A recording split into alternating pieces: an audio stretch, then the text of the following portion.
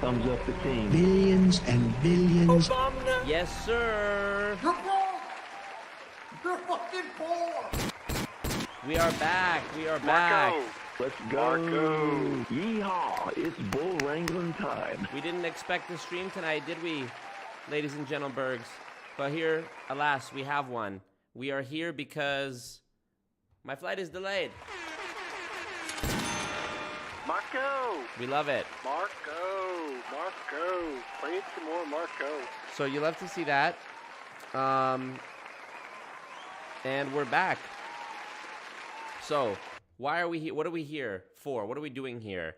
We are here to talk about MLM stuff. I'm very excited. I'm going to this conference. You guys, if you haven't registered for it yet, the link is in the description. To register for it, you can watch it live on March 13th. And you can see the full schedule of who's speaking and when over on the website. And what's up to all you guys being in here? I appreciate you. I take responsibility. Yes, appreciate you guys. Welcome. Let me say what up to some people. Trey Tino, Amanda Del Rey again. Trey Tino again. Charlene, Trey Tino again. Catherine, Lisa, Alex FPV, Amber, Lil John. Yeah. Johnny, Shadow, Lauren Smith, Jared, Rainey Kanan, Daisy B, Shadow, Stephanie Robinson, Abby S, Hannah, and Catherine again. What up, you guys? So yeah, you can go check out the schedule. I'm performing this motherfucker. I'm speaking at wow, such a cock. I'm speaking in the afternoon session. I'm the main character. What can I say? I'm the star, baby. I'm the star. I'm the star of my own film. I'm the star of my own movie. I perform it. I don't just speak it. I perform it. So we are here, and I'm very excited to do it. I booked an Uber. I scheduled an Uber to come pick me up from my palace here to go to the airport, and then the flight got delayed 2 hours later. So I canceled that one because then I would have been at the airport like 4 hours early. Who wants to do that? So I canceled that, scheduled a new one in accordance with the new time, and then the time got changed again. So I canceled that one, scheduled it again, and whoever the Uber driver is that I keep canceling on and rebooking with is probably pissed. So that's good. And what else? I had already packed up my tripod and my camera and everything in the suitcase, and I had to unpack it to do this stream. So my life is very hard. Aww. I know, it's tough. But I wanted to do a stream for y'all, which I wasn't expecting to do, but I figured, hey, fuck it. Have some fun with my babies and get some bags? Sounds like a good time to me, which, by the way, I am so... Thank you, Tyler. Marco, don't lie. You're streaming from the Jet West first class lounge you snuck into. You got me. You got me. Thanks, Marco. Do you like me? Thank you, Tyler. Yeah, bro, speaking of bags, I'm still so grateful. I'm still riding the high of you guys showing that mad support last stream on the stream called The Final Stream. And, you know, it turned out to be a lie because here we are again. But, man, really appreciated all that. Kabandyman dropping 50 memberships for you guys. You guys are all going to get to watch the new Multi-Level Misery a day early on Sunday because that's what patrons and members get. And that one's already uploaded and ready to go, thankfully. And I did something for y'all. There's not really a way for me to give back to y'all in a tangible way. Like, I can't reach through the computer and, like, give you guys something. And, you know, you get me. But what I did is, you guys know there's some new merch. You guys know we have the new anti-MLM merch. Thank you, Tyler. You guys know we have the new anti-pyramid, anti-MLM merch available in multiple colors. Tonight I'm rocking the black one. Last time I was rocking the gray one. And the Losing Fortunes radio shirt also on there. Let me go to alwaysmarcomerch.com. Alwaysmarcomerch.com. And we have the unread shirt just to piss off Scott Johnson. So, I mean, there's some... Oh, and the cult member shirts are back. I mean, look at this. Embroidered. This is not screen printed. This is embroidered on there. Very high quality. You can get it in burnt orange. You can get it in red. You can get it in black, gold. Some people like yellow, navy, white, and gray. And so what I did for you guys is I created a discount code only for this stream. If you're watching the replay of this, you can use it, but I'm not like posting this discount code anywhere. This is just for you guys that watch the streams and showed me, like, you guys showed me such appreciation, and I really appreciate you guys taking time out of your day to you know, come be here with me live every time I do this. It just means the world. So if you are watching this stream right now, if you're watching this replay of this video, if you use the code STREAM on checkout, there's no minimum purchase amount. It doesn't matter what you buy. You're getting 20% off everything.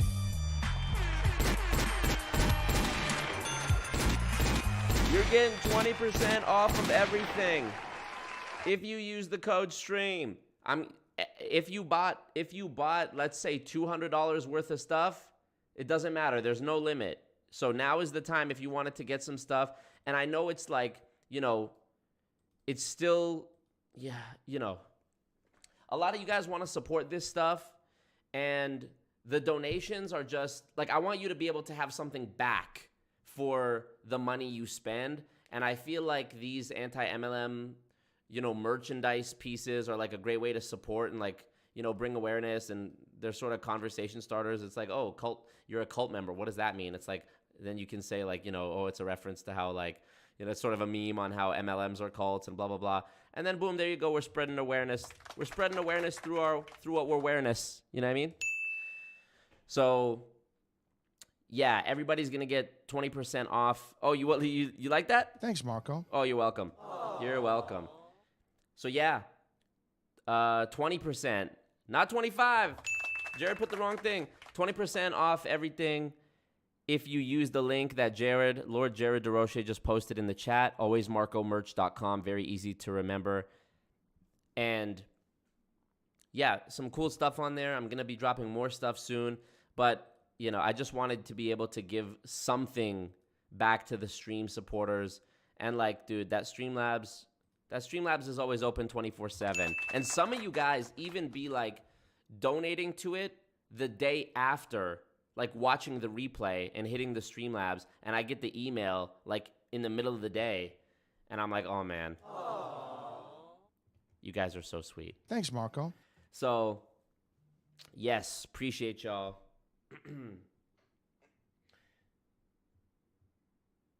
Will I take my nieces to see the Super Mario movie when it comes out sometime in April? Absolutely. Thanks, Marco. So, appreciate you guys. If any of you want to, I'm going to see an alert right here on my phone. You can also get the anti-pyramid. Oh, shit, he's got the matching with the matching. He reps the brand. For fuck's sake. You can also get the matching anti-pyramid phone case, anti-MLM phone case. So that's fun stuff. And, yeah, good things. If you guys buy it, I'm going to get the alert right here because I have the Shopify widget. I have the Shopify widget here that tells me if you guys buy something. So I'm going to shout out everybody who pops up here for buying something. But yeah, it really means a lot. So 20% off. I don't know how long I'm going to let it run for, but maybe I'll just keep it as a permanent discount code if anybody ever comes back and watches this stream. So yeah, thank you again, Tyler. Thank you guys for all the donations. The Streamlabs is the pinned comment in the chat.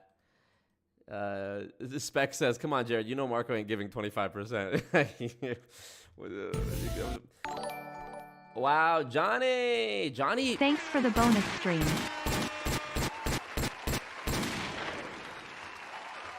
Let's go. Do you like me? Wow, thank you so much. Johnny just be carrying the stream like this. This is the stream. Johnny just be carrying it above her head like this, like it's nothing, on her shoulders. Thank you, Elad Zakeli. Thank you, Elad. Happy to be part of the cult. Greetings from Romania. Thank you so much. Thank you. We are here to talk about an amazing woman named Colleen Nichols. Now, Colleen Nichols, you guys saw her in the thumbnail. She has had me blocked on Instagram for a long time now. And the reason is because many moons ago, when I was, back in 2021, when I was in the thick of my anti-MLM business. By the way, guys, thumbs up the stream. Thumbs up the king. My data shows me, I have an earpiece in, and my spies tell me that there's 115 people watching, but only 60 likes, which means half. And it doesn't make sense. So do that. I posted a picture. I'm just going to show you. Colleen Nichols blocked me because, to be fair, I'm a dick. But I posted this picture. I posted this picture on Instagram on my story, and I tagged Colleen, and I put a caption that said something like, "Stop bullying me, haters," because Colleen is a person who religiously calls out people who criticize her with valid criticisms as haters. Now, I'm the least hater fucking person ever. Maybe ever. Frankly, nobody hates less than me, frankly. Cover it up. Cover up the pyramid merch with the Trump button.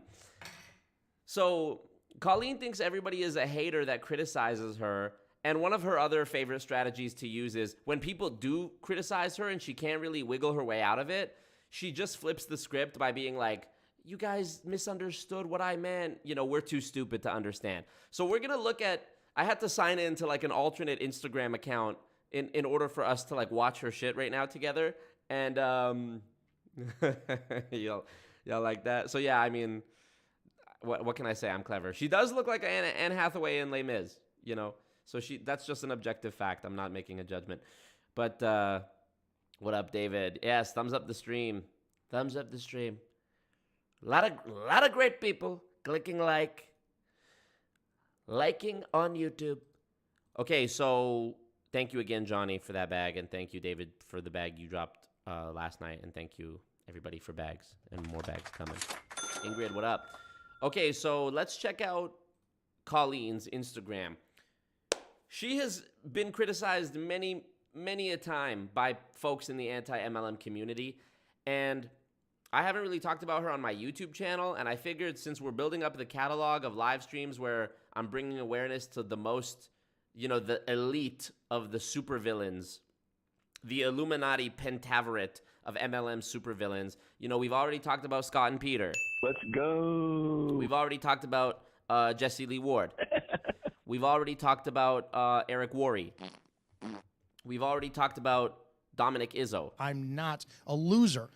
Who else? Now we got to talk about Colleen Nichols. So she has 137,000 Instagram followers. And recently, the thing that she was criticized for was posting about how Rihanna was able to perform at the Super Bowl while pregnant, so you have no excuse. And everybody was quick to point out the fallacy in that logic because Rihanna is not a regular fucking person, bro. Rihanna is one of the richest people out here. Like, if we're actually to break down people by, like, they say the 1%. If you make more than 100 grand a year, you're in the 1%. So Rihanna is in like the 0.0001% of people living today. And if you were to compare Rihanna's quality of life to every human being that has ever lived, she's in the 0.00 times 1,000%. Rihanna has people that help her and staff and choreographers and like nannies and shit and like money. She has money. She's not a regular person. And so people got really upset. This was the post, okay? This was the post. It says, and of course Colleen posted it, "This font hurts my eyes, so I apologize if it hurts yours too." Rihanna performed at the Super Bowl halftime show pregnant. You're not too busy or tired to work your business today. And the caption says, I'm Rihanna neutral, but I was in awe seeing her perform at the halftime show as a pregnant woman. Like, either you're a boss bitch who gets it done or you're not. And if that triggers you, you have your answer. Pick your lane and let's fucking go. Wow, so such a cock. Normalize calling women douchebags, by the way, okay? Because some women out here, there's no better word. If a guy is a douchebag, you call him a douchebag, and it's just too easy to say, like, she's a bitch. That could encompass so many different criticisms. Normalize calling women douchebags. This is a post where if I was a girl and I saw this, I would be like, she's a douchebag. And you know what? I'm not even a girl, and I'm still going to go ahead and say she's a douchebag for posting this. That's my opinion. This is not defamation. Colleen, you're a public figure, 137,000 Instagram followers. This comes with the game, and if you don't like it, you have your answer. Pick your lane. Let's fucking go, as you like to say. So, I mean, here we go. Top comment is, as someone who is at the top of my company and runs my own separate successful business, this is toxic. Tell them. And I don't even like using words like toxic, okay? For those reading, you do not need to live up to an impossible standard to make it. I ruined my health chasing hustle culture and wish I'd learned you can work smart, not hard. Build a business that supports you, empowers you, has your back when you need to rest. That's what the benefit of it is all about. So, and then the next top comment, I just watched your stories. First, intent versus impact is important. Second, the messages here aren't angry, they are constructive. It does feel like you're doing some gaslighting in your stories. As a person with over 100K followers, you can't expect people to only leave adoring messages. Stating that you don't understand why people leave angry comments lets us know that you're not open to feedback. This woman is spitting fucking bars right now, okay? Bars. The comments here aren't angry. They express that your message missed the mark. And when mental health in women is such an important topic, I think it's wonderful that people are taking time to express this to you. Hopefully it can help you think about your impact and how you deliver your intent more. So you get me. Colleen responded to this in the way only a true boss babe would. I really hope the post is up here. Maybe if I go to her reels, or maybe it was just a story, or maybe it was a reel. Let me find it. Oh, here, why I don't respond to trolls. I love all these MLM people have 1,000 posts and videos talking about why they don't respond to haters, how to deal with haters, trolls. For people that don't seem to care about trolls and haters, you sure dedicate a lot of fucking time to it. So here, let's see. Let me see if this is the one. If anybody has it, link it to me. Section is not the customer service hotline. That's not actually how she talks. She's doing a duet thing. Other programs that I joined. Terrible audio. 911, this is Janet. Okay, doing a skit. Okay, anyways, is this it? I don't know who needs to hear this. Oh, but truth bomb. Oh, another one. 911. Oh, another one. Hello, my friends. For those of you who I... Fuck out of here. Is this it? Is this it? Hello. Is this So it? I recently asked you guys if... Is this it? Okay, so I'm going to need you in the Is this it? Can't find it. Maybe it was an Instagram story only. But my point was, she deflected back this criticism. Instead of taking accountability, she was like, oh my God, I just got back from, my run, hashtag boss babe, improving your lifestyle, self-improvement, hashtag law of attraction, hashtag you can do it, hashtag thumbs up the stream. Thumbs up the team.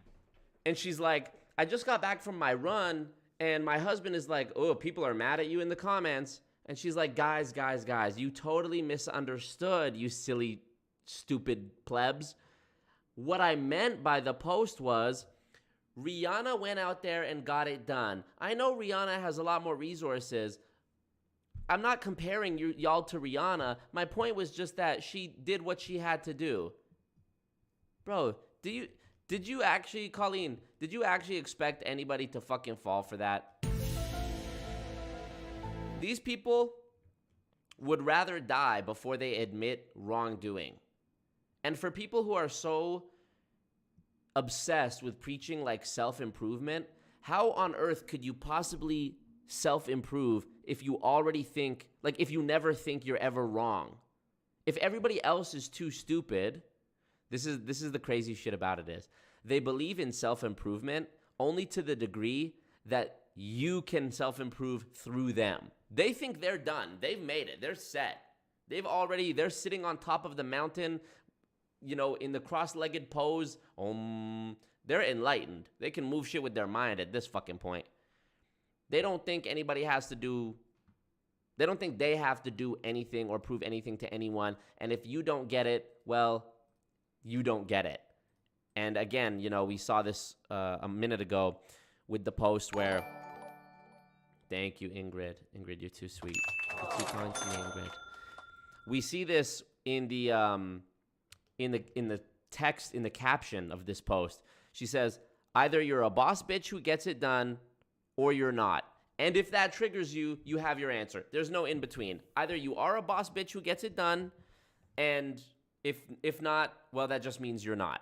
It's never them. It's never them.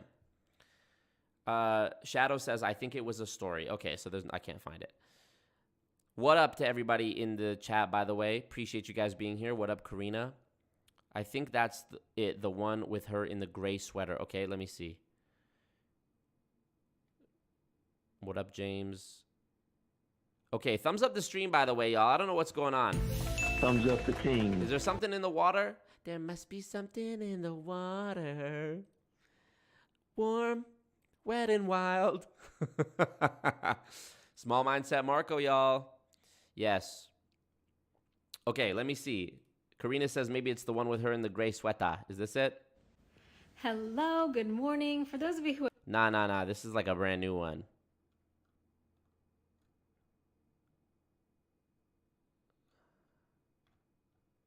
I would have thunk that she would have posted the response to it as an actual factual bona fide post, considering the hate. But you know what? Respect to her for not deleting the comments. At least, I mean, that's an accomplishment in this, you know.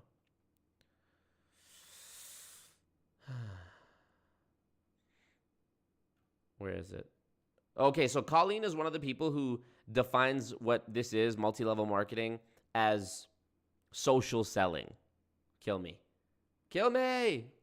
Let me find it. Anyways, if any of y'all can find it, send it to me, but I don't think she posted the actual response to it as a reel. Do as I say, not as I do type it. Yep. Oh, Charlene, you are the freaking GOAT. She said, check your Discord DM. I recorded her story responding. I love that. I can't believe this, Charlene. You've blessed me today. Thank you, Charlene. Here we go. You guys, nothing slips by y'all. Here we go. So let's watch it. Thank you to Charlene for this. Here we go. Here we go.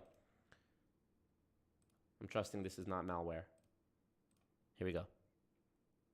Okay, hi to everyone who is bent the fuck out of shape from today's post. I posted it and then went to go do a workout and work. And my husband texted me. Already such a fucking cock.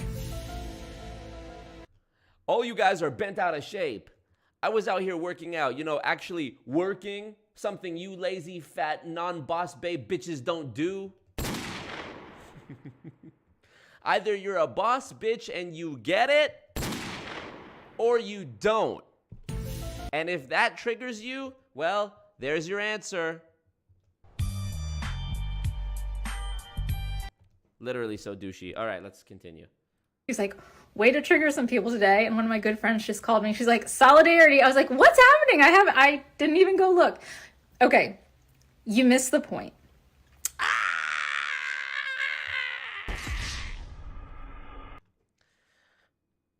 Rihanna got out there last night and did not give the best Super Bowl performance. She basically stood there and walked around and sang and lip synced and did whatever. She got it done. That's the thing. All of us are playing our own Super Bowl, our own life situation, and you can get it done. You're not going to be the best every single time. This is such a fucking stretch. Look, I'm going to give Colleen some credit here, okay? Because I have had my words twisted out of shape many a time. And the fact is, some people out there are just fucking stupid. I hate to say it. But there are people who, like, you know, the flat earth movement is a thing, okay? No offense to any flat earthers watching this. I'm a globetard. I'm sorry. I'm a globetard. But there are genuinely people on this earth right now who, if you said the sky was blue, they would unironically, I mean, this is like those memes where it's like average Reddit user, where they would respond to you and be like, well, technically the sky doesn't have a color. It's just the light rays reflecting off the ocean, which is blue, and then that goes back into the atmosphere, and the cones in our eyes perceive that as the color that we know to be blue. Literally, there are people that would say some shit like that because technically you're always wrong. So with Colleen, she is showing why it's always your fault, okay? There are stupid people. There are people who are going to misinterpret shit. But just the fucking balls on Colleen to get so many comments about it, and comments that have like 700 people liking it and, you know, agreeing with it. And then for her to still say, y'all didn't get it. It's like you have some fucking cojones, Colleen. You really do. Let's see what she said. Time. And you don't have to be. Rihanna was like, fuck it. She could have deferred and said, I'll do it next year when I'm in the best shape of my life. She doesn't need the Super Bowl money. She didn't, like, whatever. She could have said no. She said, yeah, okay, let's go. And I've never understood the people, anybody who has the time or effort or desire to, like, write angry comments anywhere on the internet. When they see something they don't agree with, like it does not compute in my brain, but it happens every day. Instead of getting pissed off at me in the comments section, you could have taken those several minutes and worked your business.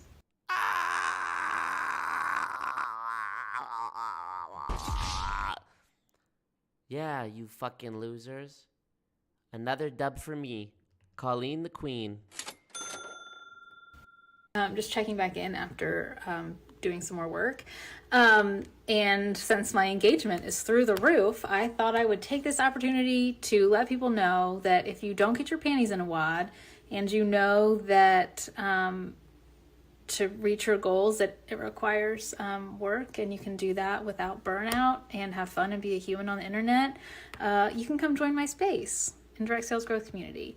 If today upset you, you're not my people. What a fucking douchebag, bro. To double and triple down like that and then take the approach of all attention is good attention. My engagement is through the roof. I must be doing something right. If people ain't hating, you ain't shit. You know what I mean? Like, it's just madness. Literal madness. These people, Colleen is a great example of just mental gymnastics. She in the goddamn mental Cirque du Soleil. She in the mental Olympics. She's tumbling and rumbling and flipping and dipping and doing, you know what I'm saying, impossible feats of gaslighting and whatever. So,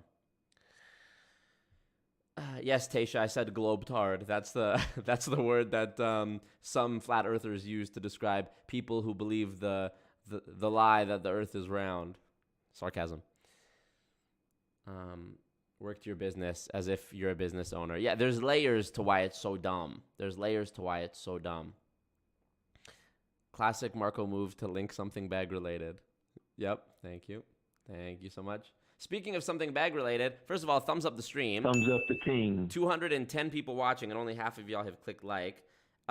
Two of you guys. I think 2 people made a new order on the merch store. If you go to alwaysmarcomerch.com right now, as a little thank you to the people watching this stream and this stream only, whatever you buy, if you use the code STREAM on checkout, you get 20% off everything. I want to thank Catherine for her order. Thank you so much, Catherine. And I want to thank... It'd be good if I knew how to use the app, huh? Hannah, thank you to Hannah. Thank you. Thanks, Marco. Hannah wrote a note, I think. Or there's a note here. How do I look? How do I view it?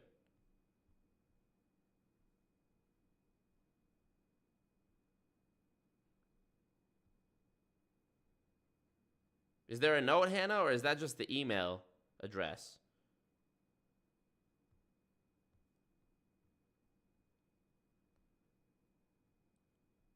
Shopify app is hard to read. Woo! It's hard to read. Okay, I'm assuming that means nothing. I'll keep an eye on the chat if Hannah says something. But thank you, guys. Thank you. I know Colleen would watch this and be like, see, you're just doing what I do. You're direct sell. You're social selling right now. I don't know why I give every MLM person a cowboy accent. Dude, this is the year I'm getting a cowboy hat. If we fill up this dono goal, how did it get so high already? Where y'all coming from?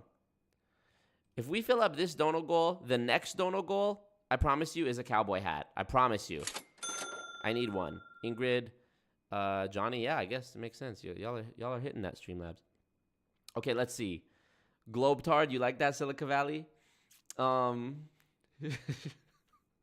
She also refuses to do one-on-one coaching because she's worth so much no one could pay her fee. Wow, what a cock. Use the code GLOBETARD for free flat rate shipping. Wow, hilarious. Silica Valley. I'm actually pissed I didn't think of that. All good. Okay.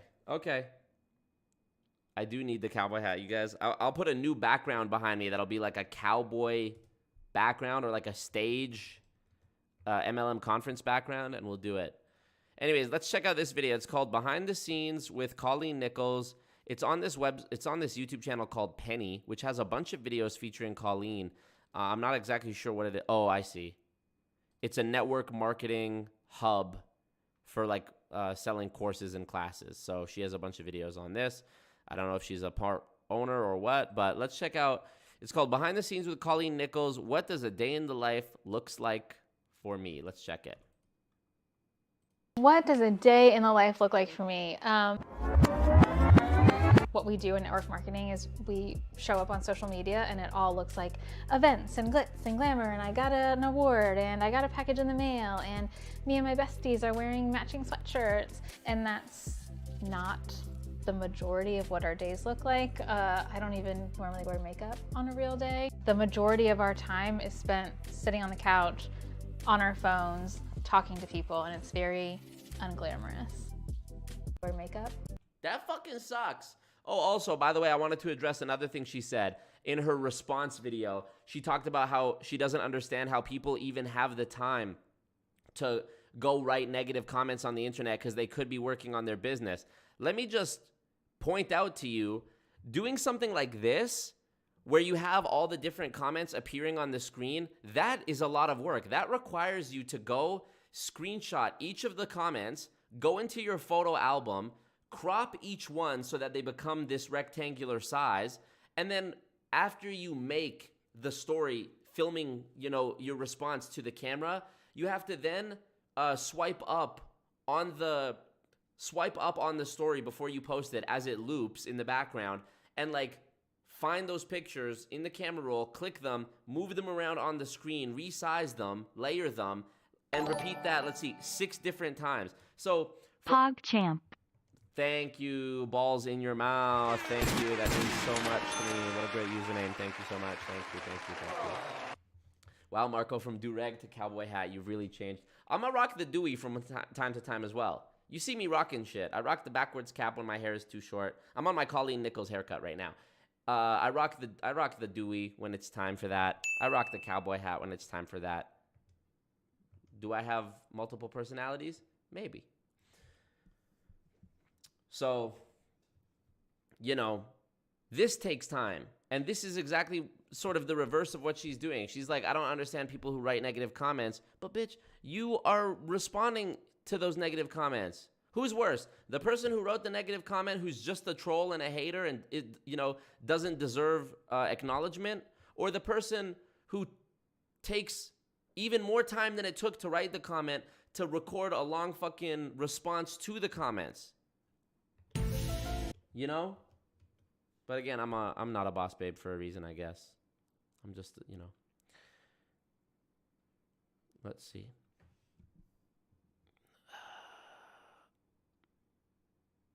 Why would Silica be bankrupt? MP real. Silica boss babe for real. Johnny says, what does the suddenly shirt mean? Suddenly is sort of like a personal mantra of mine where it's like, it means like life can change for better or for worse in the blink of an eye very quickly, but you can influence the way shit happens to you by the way you live your life and the habits that you have. And so it's really a derivative of this old Chinese fable that a coworker told me years ago when I was at a really low point in my life. And he told me this story, and the story goes like something like this. There's a farmer, and he has all these amazing stallions that are worth a lot of money. And his neighbor comes over and he says, wow, you're so lucky you have all these stallions. And the farmer says, maybe, maybe not. The next day, the farmer's son is breaking one of the horses. He's training the horse, and he falls off and breaks his leg. And the neighbor comes over and says, oh, that's so unfortunate. Your son fell off and broke his leg. And the farmer says, maybe, maybe not. The next day, the army comes to, recruit the son into the military because he's an able-bodied young man. But because his leg is broken, he can't go.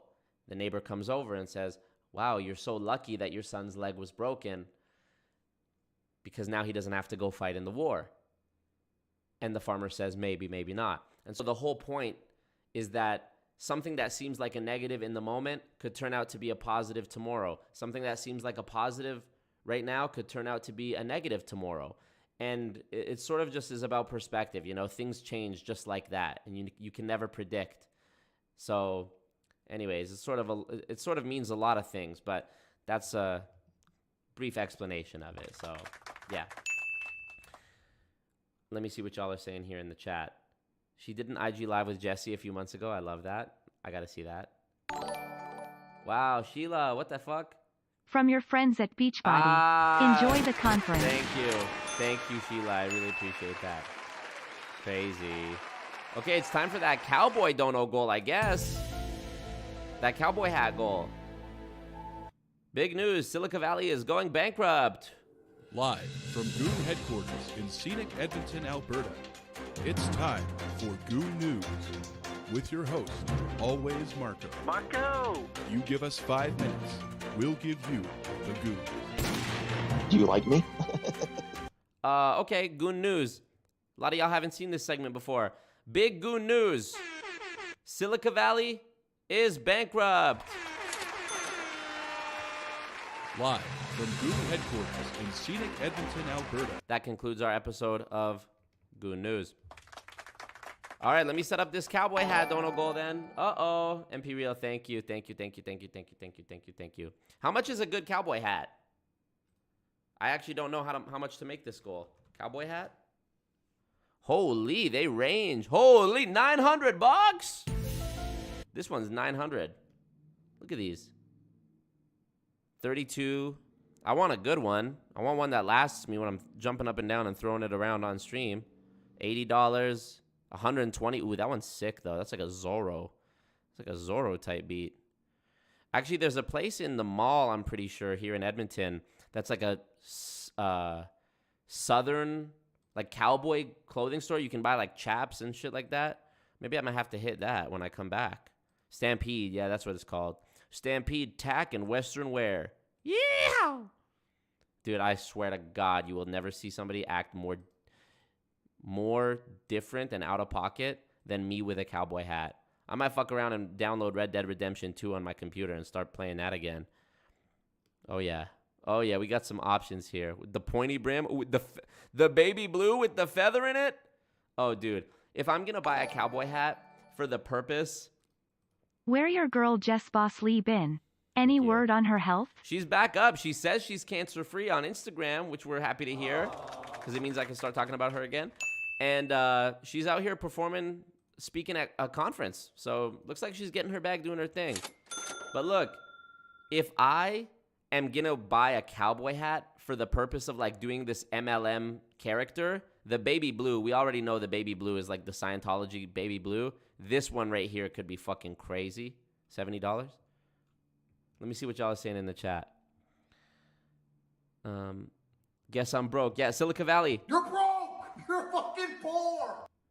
Yeehaw! Yeehaw! It's bull wrangling time. Alejandra, you're from Texas? You can hook me up with the hat? Okay, send me a link.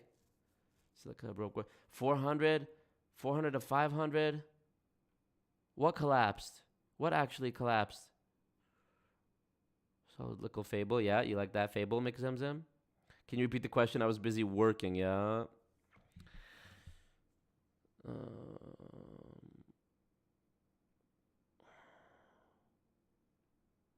I'm reading your comments. I'm not frozen in time here.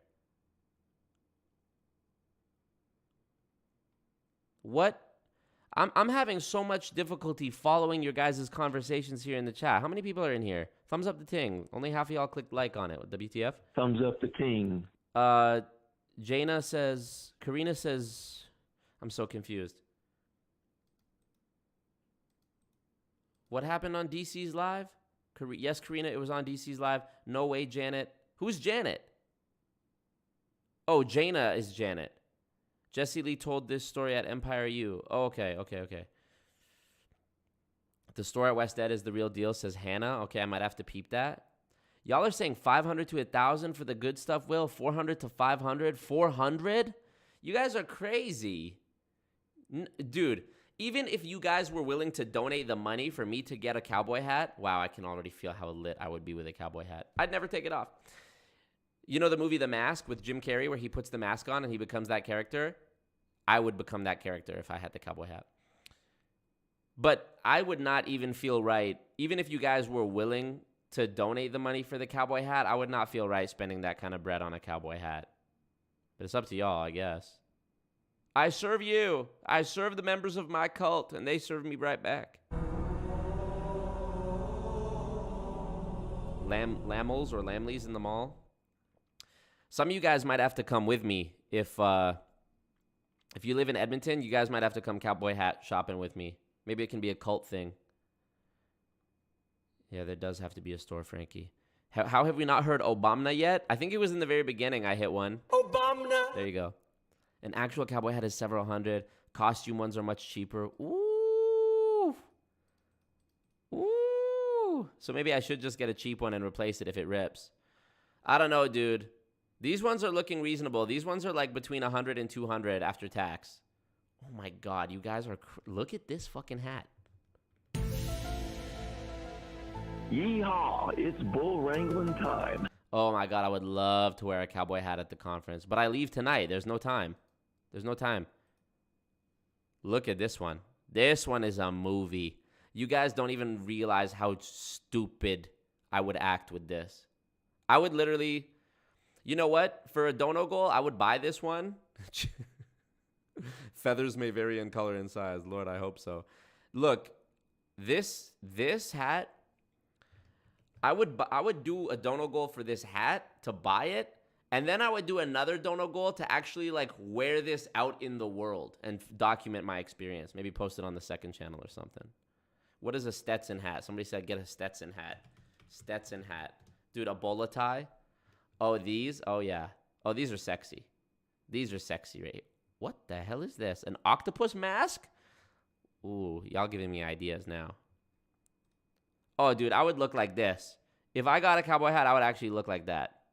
I think I'm racially ambiguous enough. No shit, I could actually pull off cowboy shit. You know I used to ride horses every summer as a kid, right?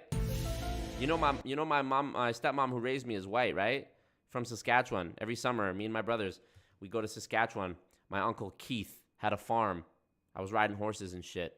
He had buffalo. He had horses. I was riding. I can ride a horse. I've ridden horses more than most people. Nobody knows more about riding horses than me, frankly. I ridden so many horses. All right, we're getting off topic now, y'all. We're supposed to be talking about Colleen. Are you leaving today? Yes, my flight is literally in a few hours. So I have an Uber coming to pick me up at later on. Karina says you can get one. She can get me one from the swap meet for $50. Okay. Damn.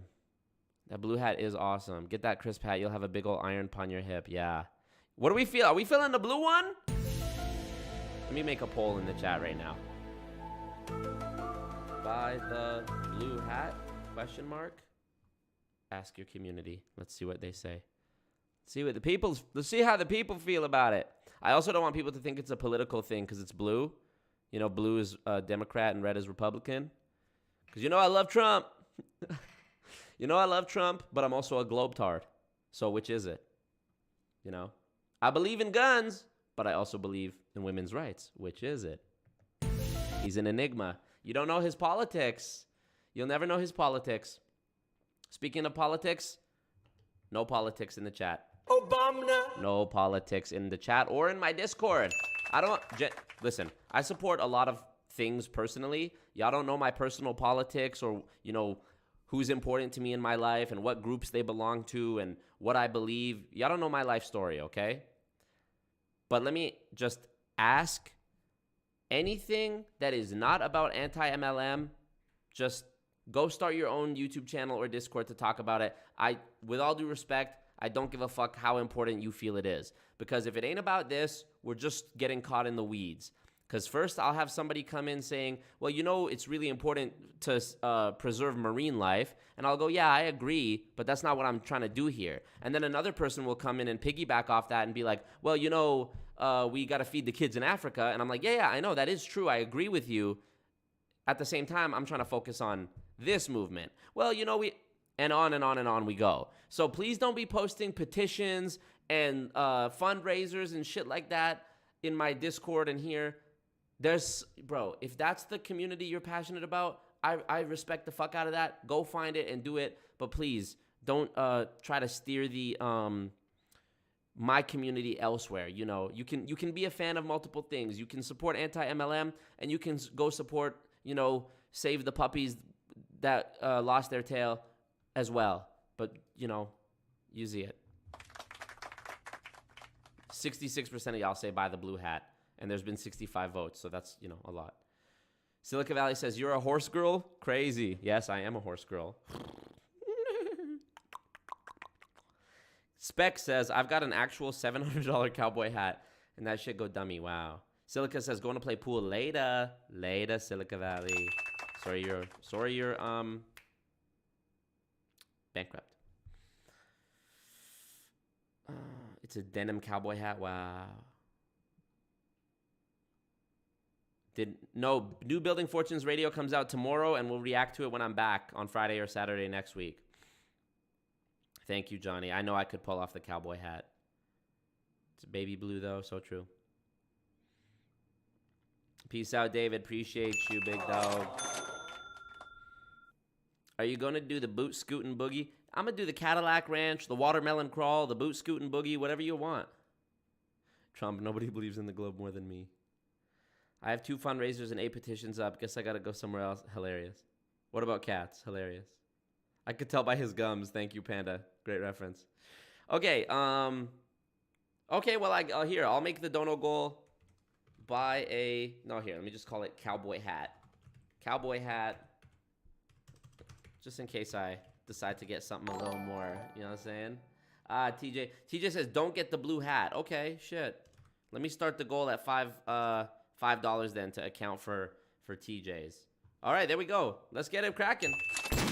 Yeehaw, it's bull wrangling time. Yes, I have been Colleen, thank you. Bars. I have been practicing my speech, yes. I actually sent the speech to Robert Fitzpatrick, who was gracious enough to send me some really good notes on it. And after he sent me those notes, I was able to trim it down from where it was at, which was about 4,000 words, to like 3,300 words. And you know what? I'll probably be making little tweaks up until the day of the conference, because 3,300 words is a lot, and I gotta make sure I can deliver the whole thing in under 15 minutes. So the first run through I did was like 17 minutes. Hopefully we can get it down there. Okay, yes, I'm going to a conference, MLMconf2023.com, MLMconf2023.com. Link is in the description if you want to register for it. It's free. You can watch it. Bing bong. Can you please use the "you're poor" sound? I want my brother to hear it. Here you go. Ready? Are you listening, Alejandra's brother? You're broke! You're fucking poor! There you go. Was I able to hire the videographer? Yes, Eliza, thank you so much. He sent me the invoice today, and I paid the remaining balance, and it was a good price for American, but after I converted After I converted the money to Canadian, cost me $800.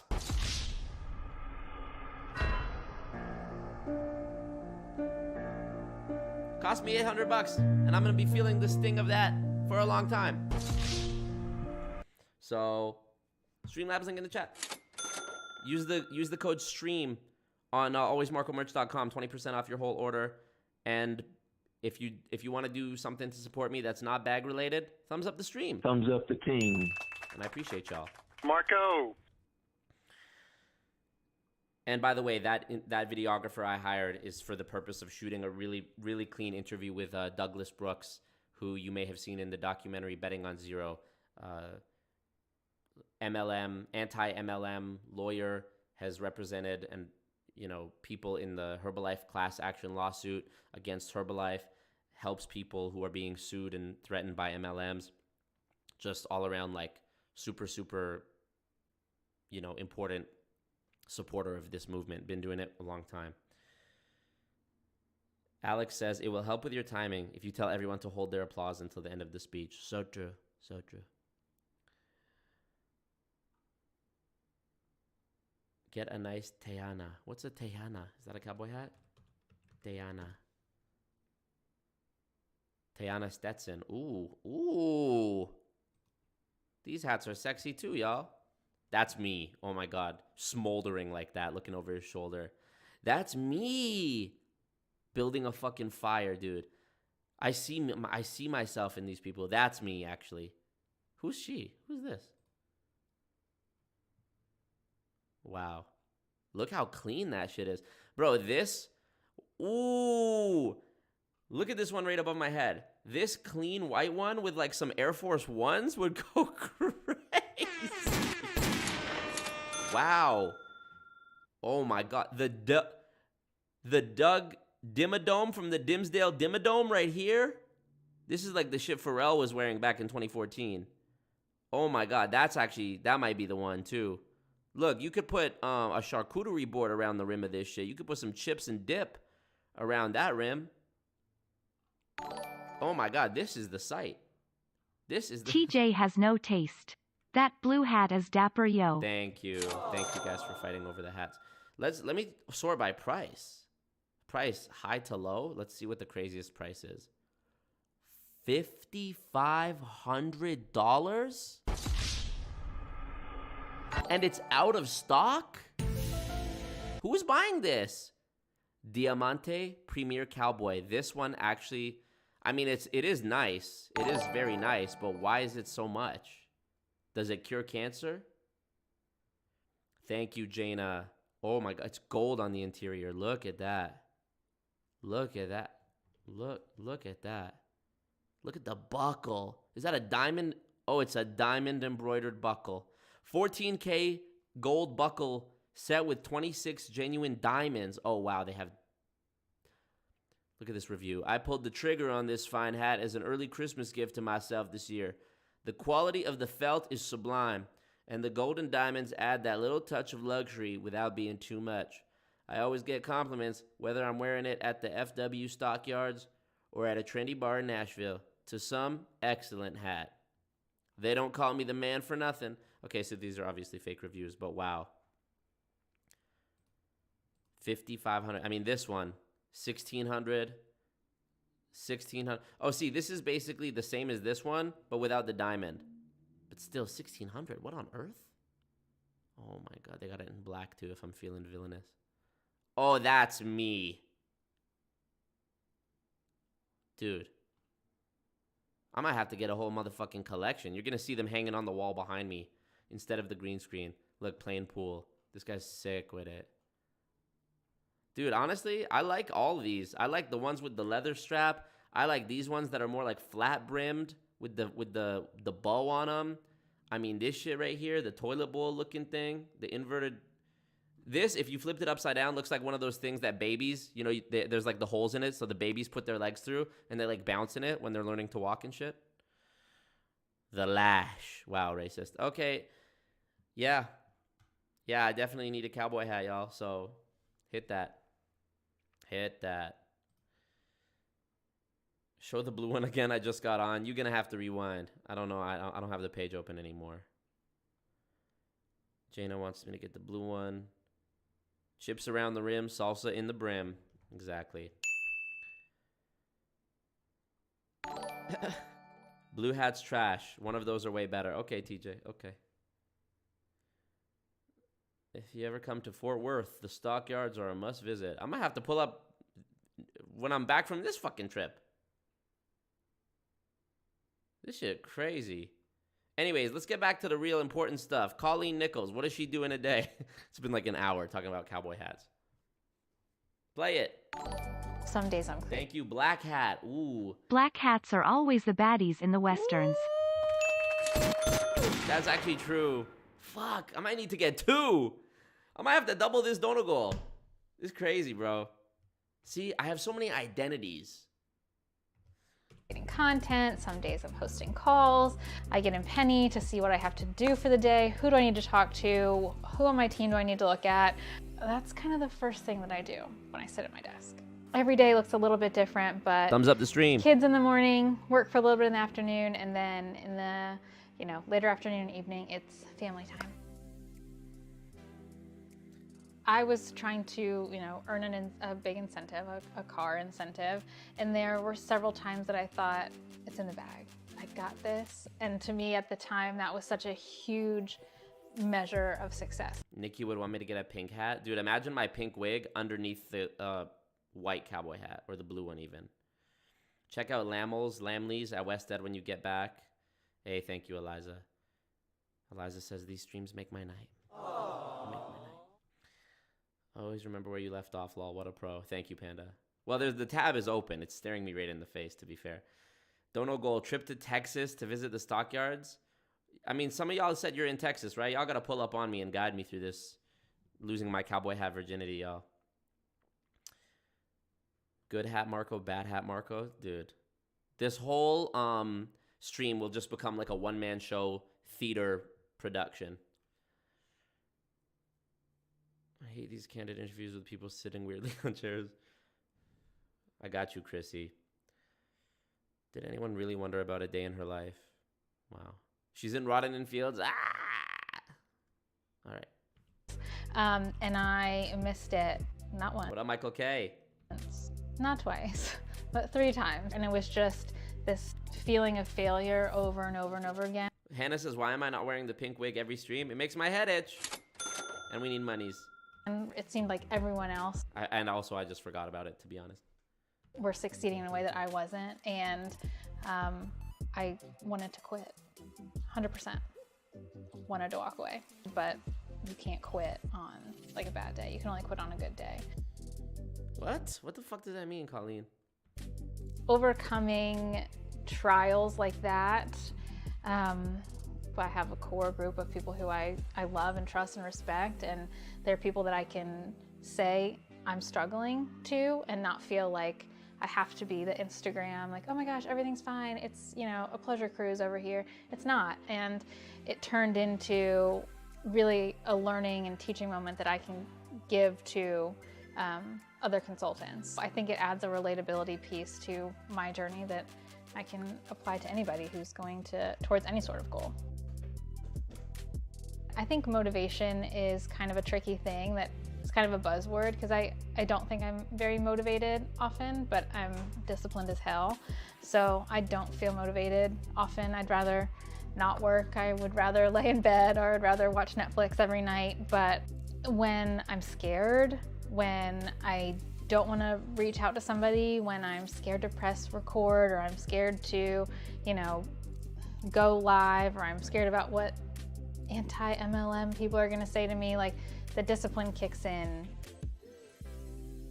The highest moment in my career has been creating this community at Direct Sales Growth Community. It's been the highlight to bring over 70 different companies together under one umbrella WTF to work towards a common goal, and that has just felt like the highlight thus far. Every day. I went to go pee. Sorry, I didn't go to get the wig, y'all. I know, I'm sorry. Let me see. Somebody dropped a bag too? Colleen talking shit. Let me see. Who dropped that bag? They said, Black Hat said, black hats are, black hats are always the baddies in the Westerns. Was there another one? That was the most recent? I could have, did I not just hear a new bag? Anyways, what up, Scott Schaefer? My bad, maybe I made that up. I'm scared, nervous, unsure. Oh, it was Michael K. He said, WTF does that mean? Exactly, Michael. Thank you, Michael. Have moments of like, why am I even doing this? And I think that that's something that's important to talk about, because when you see successful people in this industry or leaders in this industry, it seems always like, oh, I got this in the bag. I'm trying to go on a pleasure cruise, y'all. Ooh, that'd be a good cult activity, y'all. Come on the pleasure cruise. Bro, so I found out the band Kiss, one of their final shows is here in Edmonton in November.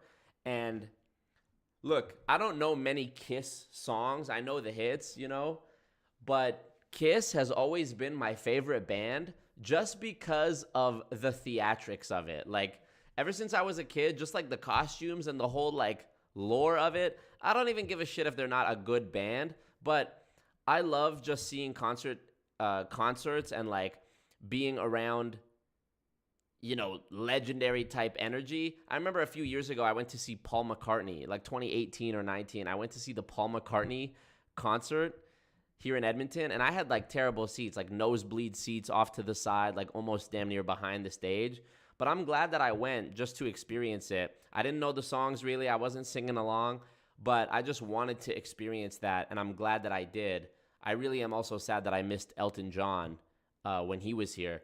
Again, I don't really know any Elton John music, but I'm like, okay, that's a legend. Let me go peep that. So Kiss, I really want to go see the Kiss concert, and darn tootin', if I, in a few months, if I do a dono goal for the Kiss concert, I promise you, on everything I love, I'm wearing my fucking cowboy hat to that concert, bro. Absolutely. Absolutely. Yeehaw, it's bull wrangling time. Robert says, give us your head size, Marco. The top one, not the other one. You'll send me a cowboy hat. Wow. I don't even know how to measure my head size. Medium? LOL. We need a dono goal for a higher quality wig that isn't itchy. You guys are crazy. You guys are just going to start donating money to like dress me up. Like somebody next, somebody's going to be like, we need to get him a life realistic Iron Man suit.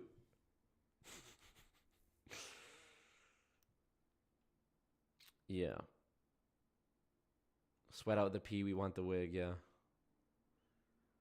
God did. Thank you, Michael K. Pleasure Cruise brought to you by Scientology. How did Kiss get brought up? Oh, because of the cruise. I thought that the band Kiss every year does the Kiss cruise, where you can pay like $40 million to go, you know, take a selfie for 5 seconds with Paul Stanley. Those motherfuckers Kiss get their money. They get their money. So, yeah. I want to see them 80 years old standing up there in their high heels and makeup, and I want to see it. Elton John in Toronto, that must have been sick.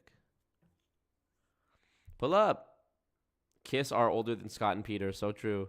I saw Kiss on their retirement tour New Year's Eve in Vancouver in 99. Yeah, this is the final one, though. They started it before COVID, then COVID shut everything down. Now they're finishing it up. Believe them. Get the octopus mask as well for the Kiss concert. Oh, Dave. Yeah, okay. A Batman suit, yeah. You can't trick us into making you Iron Man. Y'all are hilarious. Okay, let's get back to Colleen. Mm-hmm. No. In this industry, it seems always like, oh, I got this in the bag. Mm-hmm. No, ma'am. So it really is just a constant reminding of, okay, you got this and it's worth it and you'll be happy after the fact type deal. Colleen just seems so apathetic to me. Like, she just seems like, I don't know, man. Like nobody's really home. Not even in a way, not even saying that she's like stupid. I don't think she's stupid. It's just like there's just a detachment to humanity, you know? Like, boo thing. Thank you. I can't figure out how to use Streamlabs. Sorry. Here supporting my cult leader. Thank you, Boo Thing. Yes. The cult recognizes you and appreciates your commitment. Thank you. Let me talk about something real quick, y'all. First of all, I want to talk about thumbs up the stream. Thumbs up the king. Because 40 of y'all haven't done it. Next, I want to talk, actually 50 of y'all. Next, I want to talk about the fact that, oh, Bo Jambo, you dropped a bag as well?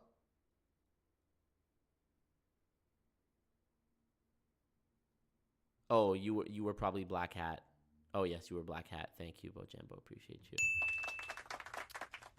They don't call them Hun bots for nothing. So true, frankly. Look.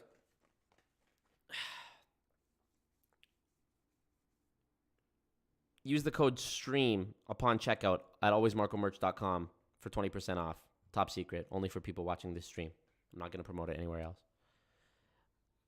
When Kiss sold air guitar picks, empty fucking bag with their logo on it, legends. I love it. I love it. That's some shit I would do. Let me just briefly talk about something. What is a pyramid scheme? Let me tell you that, okay? Let me tell you what I believe a pyramid scheme is, okay? A lot of people think that they understand the definitions when it comes to, you know, what is a Ponzi scheme versus a pyramid scheme versus an MLM? A lot of people have the misconception still that an MLM company has a product and a pyramid scheme does not. This is wrong. This is not true. Look no further than the fact that more than 30 companies have been shut down by the FTC for being a pyramid scheme. Every which one of them had products, okay? Vima is a great example. A lot of people, you know, I'm assuming that if you're watching this, you're close to my age or a bit older. We remember Vima, people pushing Vima on Facebook, early Instagram days, etc. Vima had products. Vima had the Verve drink. Vima had their shakes, whatever. A multi-level marketing company, in my opinion, is a pyramid scheme. And what a pyramid scheme is versus what a Ponzi scheme is a pyramid scheme is a Ponzi scheme with extra steps. That's my definition. A pyramid scheme, as defined by me, is a Ponzi scheme with extra steps. Let me explain. In a Ponzi scheme, student... Marcy taking us to school on anti-MLM. That's me. I'm Marcy, baby. Eric, the dono bar is from Streamlabs. So the dono goal up there registers donations made through Streamlabs, which I encourage people to use because the YouTube Super Chat, while it is amazing and I appreciate it, YouTube Super Chat, they take 30%. Had to support the cause. Thank you, Eliza. Smiling face with tear, smiling face with tear. Thank you. YouTube takes 30% of your guys' Super Chat donations. So if somebody hypothetically donated $100 on Super Chat, YouTube took $30 of it. And I don't think that's what y'all want as supporters. I don't think, you know, it doesn't seem fair to me that you guys donate your hard-earned money and YouTube just gets a cut of it when you're not trying to give it to YouTube. You're trying to give it to me. And also on my end, why do I want to split off 30% to YouTube when I'm the one doing the shit? So that's why I say use the Streamlabs. Tom Nash, what up? Appreciate you. So let me explain my definition here. Ponzi scheme, and this is actually, I hope some of you haven't thought of this before because this will blow your mind, okay?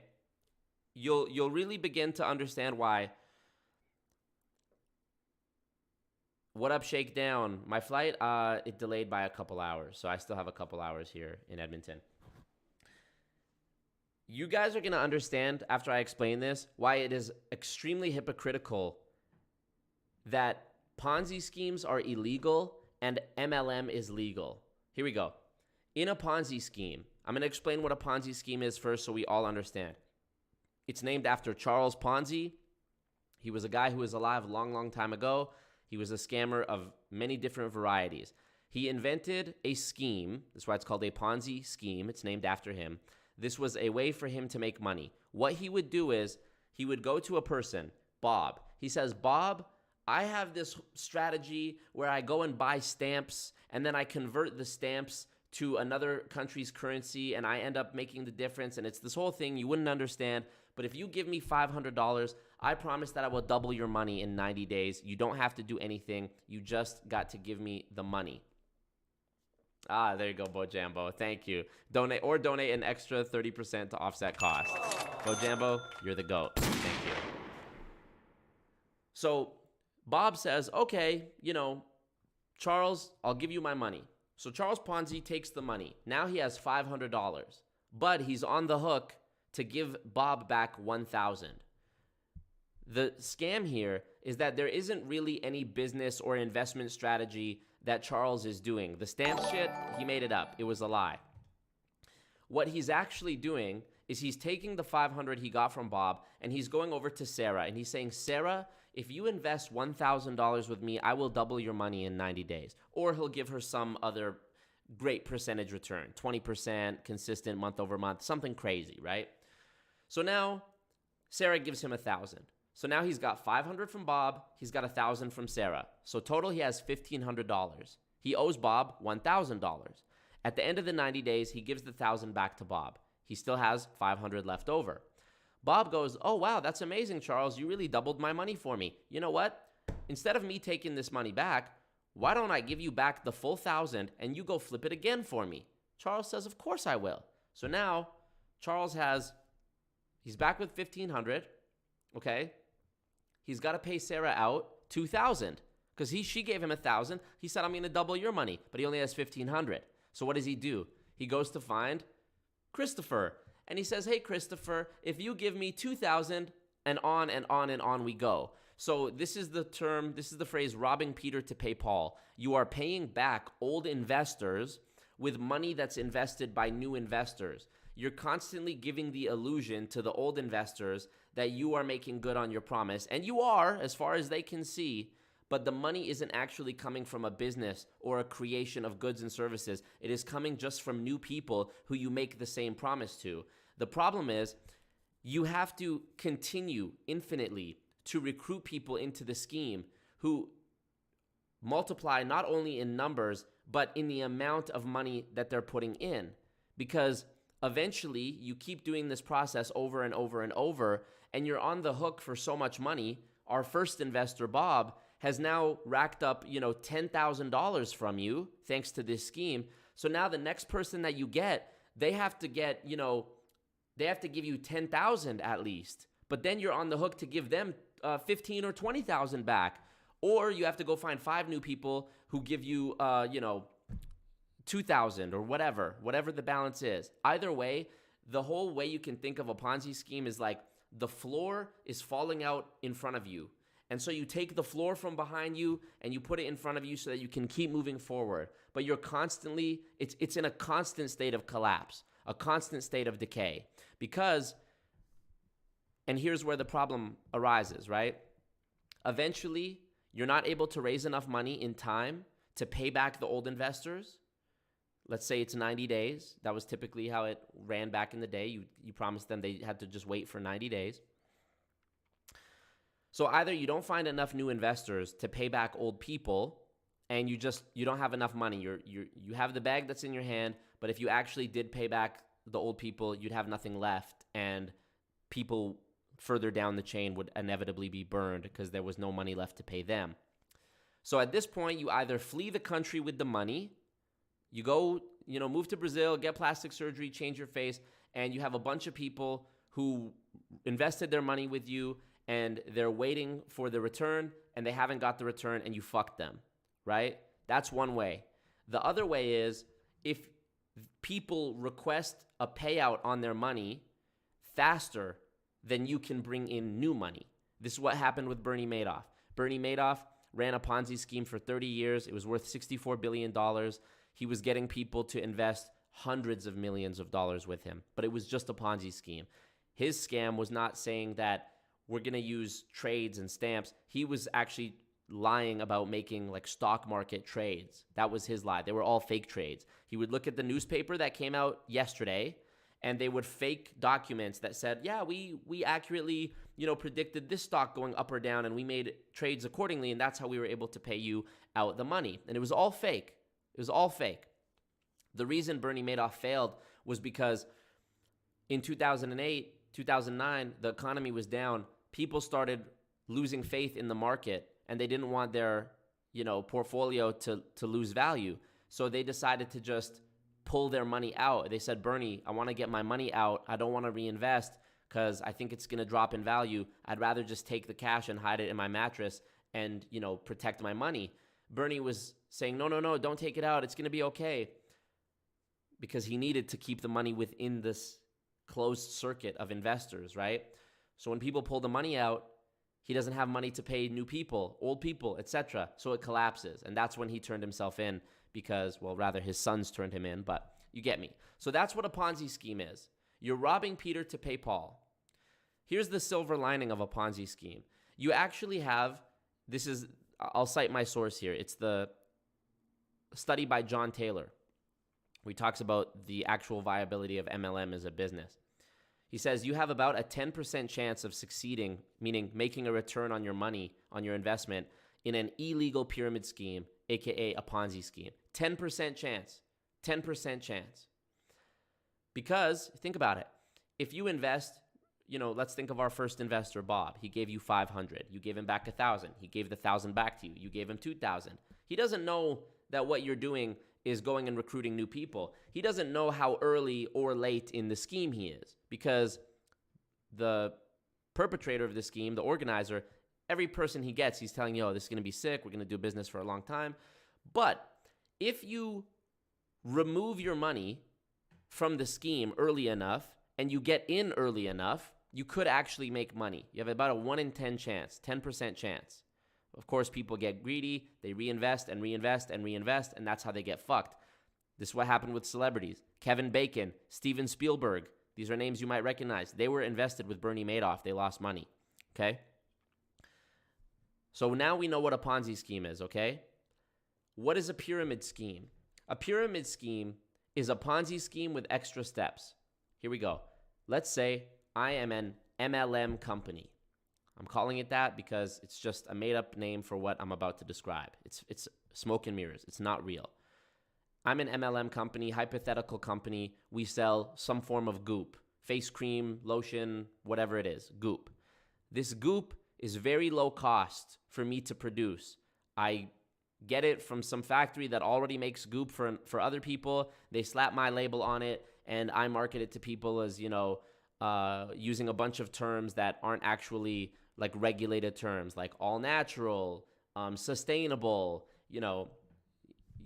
keep these words should be red flags to you for MLM companies because there's actually no precedent that backs up those words. If you say your product is vegan, now you actually there is like some due process that goes into verifying your product is vegan. So you actually, you can't false advertise that. But if you use words like toxins, sustainable, whatever, these are just buzzwords. They don't actually mean anything. So I have goop. I'm selling goop. And the business model is this. You pay me $500 to sign up as a distributor for my company. I'm going to give you a box of different bottles of goop. Yeah, Ivan Ooze. I'm going to give you a bunch of different bottles of goop inside of this box. We're going to give you this formula. We're going to give you this product. We're going to give you this cream. And you have the job of now going and selling the goop to people. You get a commission for every bottle of goop you sell. That commission can go even higher if you recruit other people to give me $500 for their goop. Now, I'm going to keep these numbers really simple. $500 was the buy-in cost for the goop. Let's say it only cost me $100 to manufacture that goop. So now I as the company, as the leader of the company, $400 just went into my pocket. Clean $400 profit, okay? I sold you the box of goop. You're going to go sell it. If you sell it, I don't know. I don't give a fuck. I made my $400. If it sits in your garage or in your guest room or on the shelf, I don't give a fuck. Whatever. You learn as a distributor, you learn that recruiting someone who pays $500 actually counts as a sale to you. So what are you going to do? You're going to go out there and you're going to try to compete with Fenty and Kylie Beauty and MAC Cosmetics and Sephora by selling, bottle by bottle your goop? Probably not. Probably you're not going to have good luck on that, right? Or are you just going to sell the opportunity to people and recruit them to pay you the $500, which has multiple benefits to it? You get the $500, which is, it would have taken you so long to sell goop that, would equate to $500 in commissions for you. So instead, you just sell the $500 starter kit to the next person. That also increases the percentage of commission you get, and you could be eligible for bonuses if you get more people, and on and on and on and on. So very quickly, you realize that the money is not made in selling goop. The money is made in recruiting people who then recruit people who then recruit people. And I, as the company, I only care about one thing: the sale of starter kits. That's all I care about. The goop costs me almost nothing. It's negligible. You're paying me $500 for the starter kit. It only cost me $100. I'm pocketing $400. I don't give a fuck whether you go out there and sell goop or don't sell goop, or it stays in your garage, or it goes bad, or you use it all on yourself. I don't care. That is the business model. Me selling starter kits to a closed loop of people who every single month reorder so that they can maintain their volume, which affects their rank, which affects their commission. See, extra steps. Extra steps. How much did you sell? What percent? How many points does that translate to? Okay, what rank does those points translate to? Okay, what commission does that rank translate to? Extra steps. And at the end of the day, there's really nobody out there in the real world as a customer who wants to buy this goop. People are still just buying their products from Shoppers Drug Mart, MAC, Sephora, Amazon. They're already content with what they've got. The odds of you penetrating this multi-billion-dollar lotion and skincare market with just your Instagram stories and Facebook DMs and Instagram DMs, it's laughable. When was the last time you had to go buy something or wanted to go buy something from someone in person or from some person's affiliate link, and you're constantly ordering that thing? It doesn't really happen anymore. It's like an obsolete business model. People just don't really do that. People don't really do direct selling anymore. A lot of people don't even like to answer their door. A lot of people don't know their neighbors. A lot of people, if they get a phone call, they would rather text. A lot of people get anxiety if someone FaceTimes them without telling them in advance. So, there's no real customers of it. The customers are the people buying the starter kits. That's the customer. The company is the retailer, and the distributors, this is a fake word, is the customer. You are the customer. You are not a distributor. The company already made the money on the starter kit when you bought it. You think they're breaking even? You think the company that you paid $500 to for this worthless crap is losing money or breaking even on you becoming a distributor? Of course not. Of course not. They made their money. And they're counting on you to go out there and be fooled and brainwashed and motivated to keep reordering every single month. And every single month on behalf of the company. So now you see, think back to our Ponzi scheme analogy. It inevitably fails, right? Because you have to constantly get new people so that you can pay out the old people. The beauty of MLM, the reason that the failure rate in MLM is 99% instead of 90%, like in the Ponzi scheme, is because it's not just cash. Now, you're giving your cash to the organizer, or in this case, the company, but now you also have the added burden of trying to prospect people and sell shit and recruit others to join the scheme, and you're paying fees on top of it for the back office and the trainings and the events, and you're reordering product every month so that you have volume and you have points and you have a rank and you have commissions and all this extra shit. So it's way harder. It's infinitely harder than succeeding in a Ponzi scheme, because a Ponzi scheme, what did you have to do? Just give him your money and wait. Give him your money and wait 90 days. After 90 days, if you want to reinvest, beautiful. So think about the hypocrisy here. Ponzi schemes are illegal, but MLM is legal. Bernie Madoff, it took him 30-some years to accumulate $64 billion in his Ponzi scheme. MLM, every single year, makes, let me tell you, this is directly from the DSA's website, okay?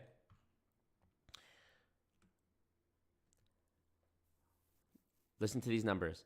$64 billion for Bernie Madoff Ponzi scheme. This is widely regarded as the biggest, most infamous financial fraud of all time. Multiple movies have been made about it. There's a movie called The Wizard of Lies where they got Robert De Niro to play Bernie Madoff. Everyone knows the name Bernie Madoff. This is infamous, okay? This is history. The biggest Ponzi scheme in the world, $64 billion, and it took 30 years. The MLM industry, this is according to the Direct Selling Association's website, that's who represents MLM, generates annually $128.9 billion every single year. And we know it's a 99.6% annual loss rate for people in the industry. It's well documented. It's proven.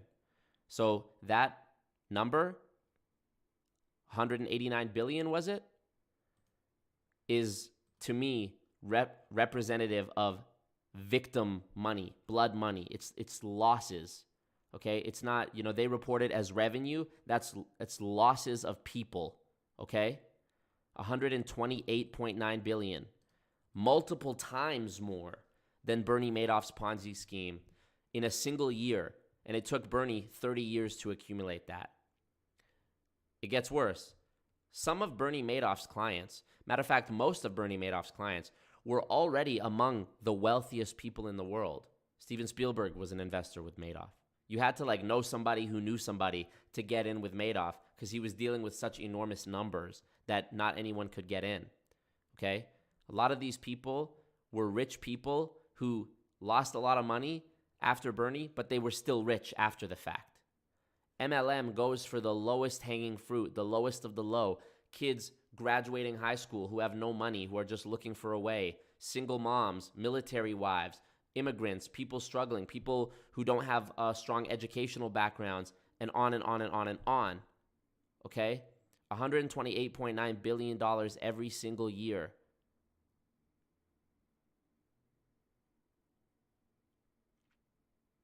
More than double the Bernie Madoff Ponzi scheme every single year. Where's the movie? Where's the Robert De Niro movie about it? It's the biggest, and this is why it's so hard to convince the world of what we're talking about, because it is such an impossibly large pill to swallow. The fact that MLM is the biggest, most longest standing, and most widely perpetrated con in human history. Nothing comes close. 128.9 billion every year. And how long has Amway been around? 100 years? Maybe a little less than that?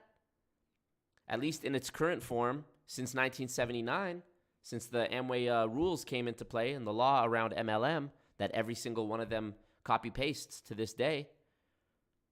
So think about that. We're over here thinking about Bernie Madoff, what a sociopath, what an evil, whatever, financial murderer.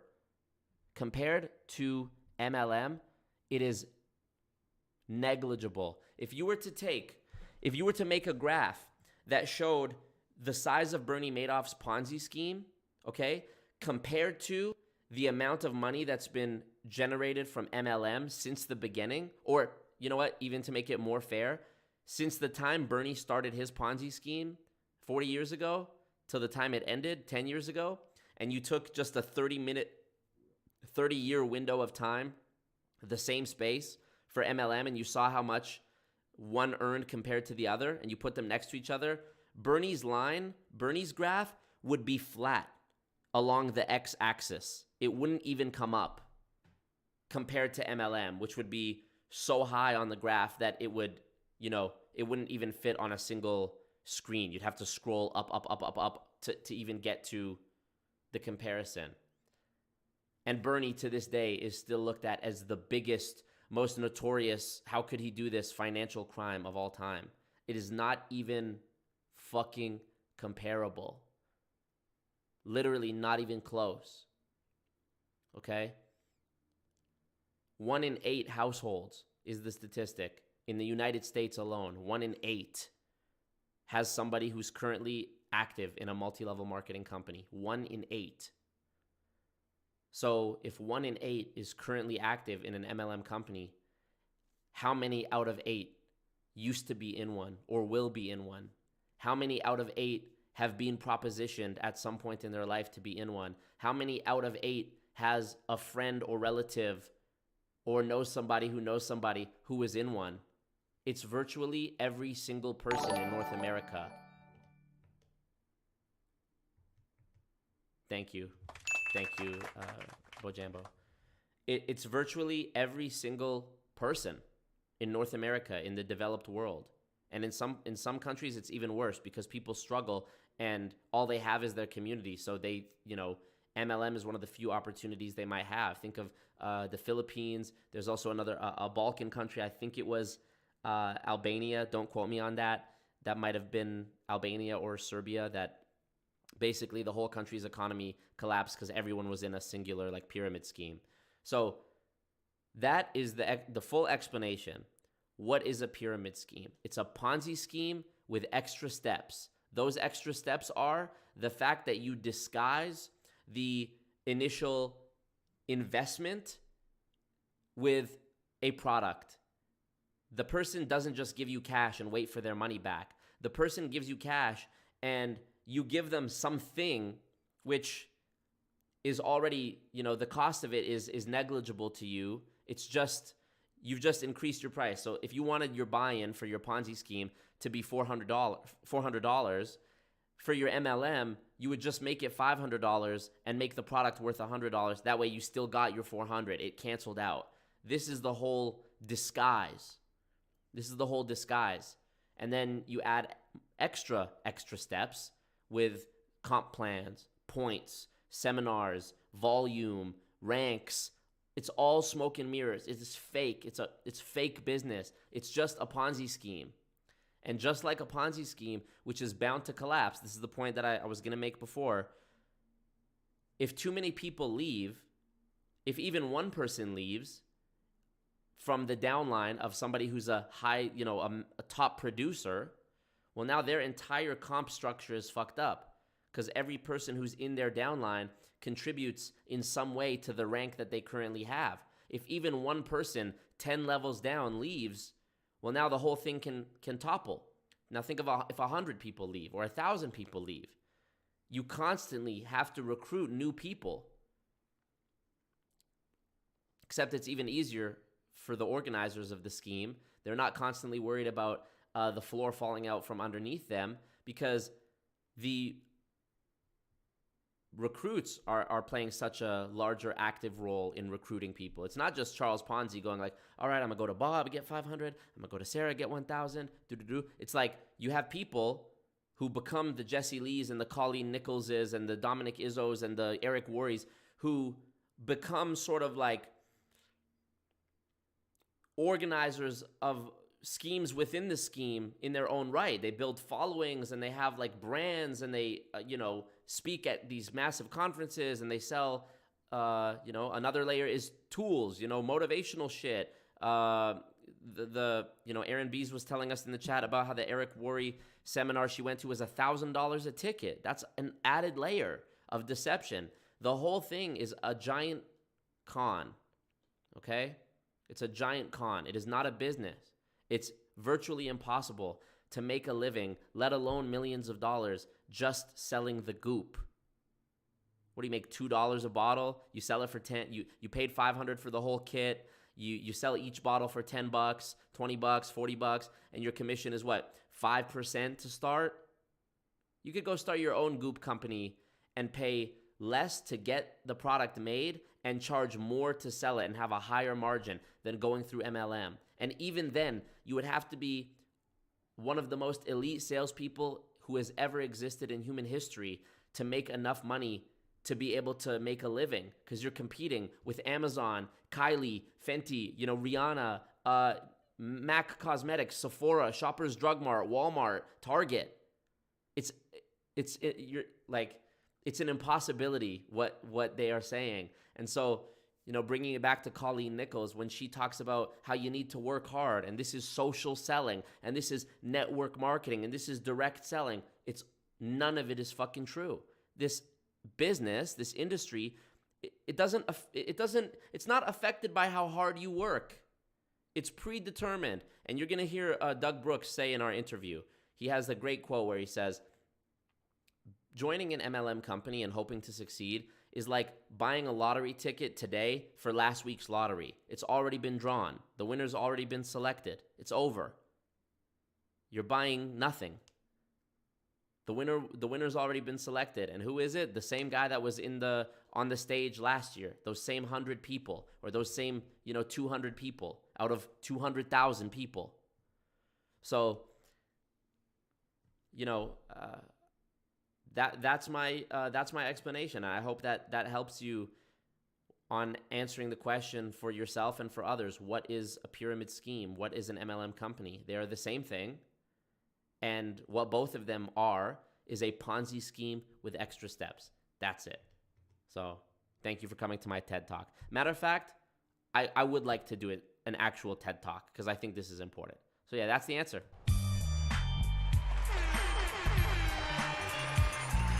Hope you learned something. Thanks, Marco.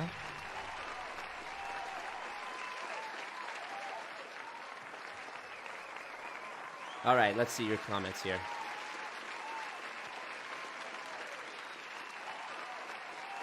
Bojamba wants to know, did Bernie Madoff actually have an end goal? I mean, I think just to keep it going until he passed away, With the Ponzi scheme, once you start it, it's pretty much impossible to get out because you're constantly burdened to pay back a person an ever-increasing amount of money. So eventually it just gets so big that, unless you have a legitimate thing going on that you've been siphoning some of the scam money into all these years and now you can cover your own ass, it's pretty tough. And that's if you don't get caught by that point. And even if you did have something going, you're making so much money from the Ponzi scheme, why even bother? Why even bother starting a business that's actually legit? Move to Brazil, get plastic surgery, change your appearance, change your name. Fuck it. Eliza says, can you please go back and pull this section from the stream and make it a video, please? This is amazing and the best way to explain it. Thank you. I will go put a timestamp on the video after the fact. I'll put markers, but I'm not going to pull this from this video. Instead, watch my speech at the MLM conference, okay? I'm going to do an even better job. So, yeah. Thank you, Eliza.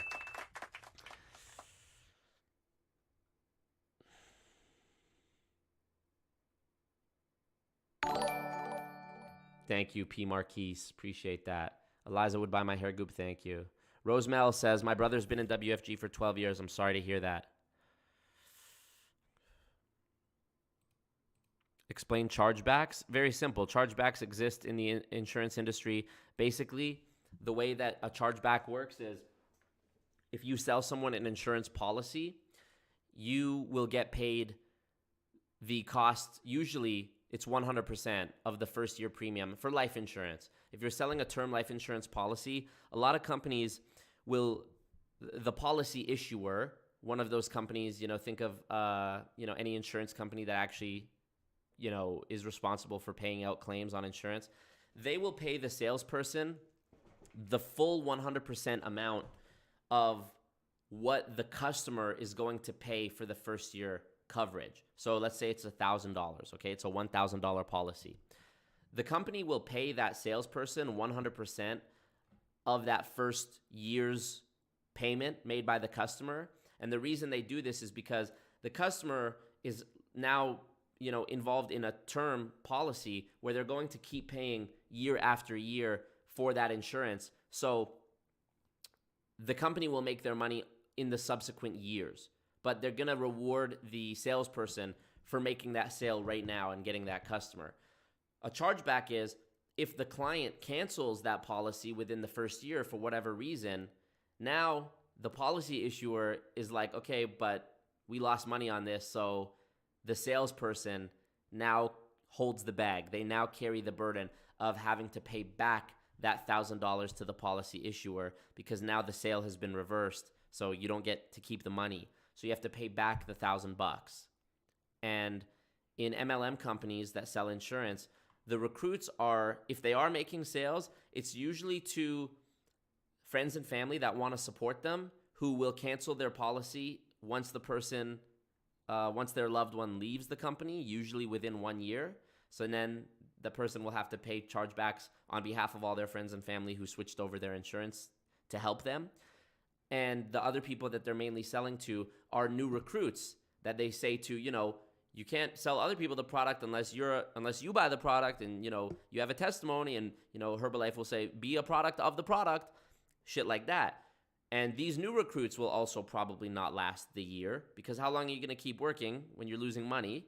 And so those people will likely cancel it too, charge back. And it's just another way of burying you in debt so that you're not actually making money, so that you're constantly clawing and trying to find new people. And, the insurance MLMs are especially difficult because we talk about Ponzi scheme with extra steps. I mean, now you have an extra step of being burdened to pay chargebacks if someone charges back. Whereas if you were selling goop, if somebody bought it and then they decided they didn't like the lotion anymore, you still got your little commission, your $3 or $10 or whatever. So the person just throws the lotion bottle in the garbage if they don't like it. Insurance, if the person decides to cancel it within the first year and you already spend the commission money, well, good luck. Go come up with my fucking $1,000, says the insurance company, the policy issuer. So that's an explanation of chargebacks right there. Damn, I should teach a fucking course on this. So yeah. I'm reading your comments now. The Kelsey here says they make money through the distributor or else the company would go out of business. Yeah. The word distributor is a falsehood. You're not a distributor. You're not making retail sales. You are the customer. You're the customer trying to sell the shit you bought secondhand, essentially. That's what you're doing.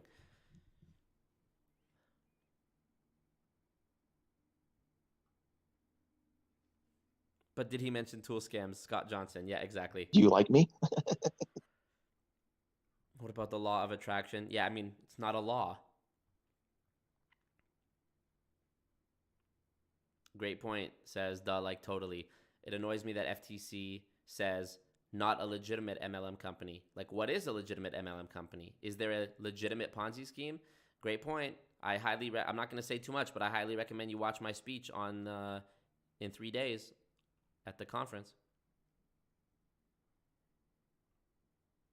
It would be fascinating to see Marco debate 4 MLMs just to see how fast he can pivot. Yeah, I mean, I believe in using the Socratic method to try to understand another person's point of view, and I've definitely heard enough nonsense arguments from pro-MLM people that I think I could play that character pretty well.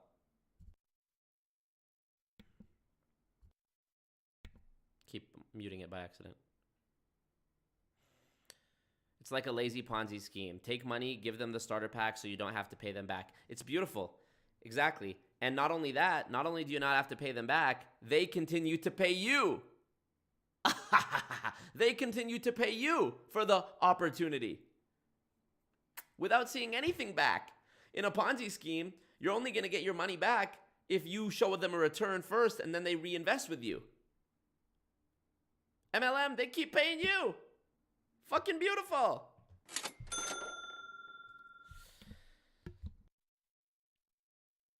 I hope Dave Vaughn was satisfied with my description here. Let me see what Dave said.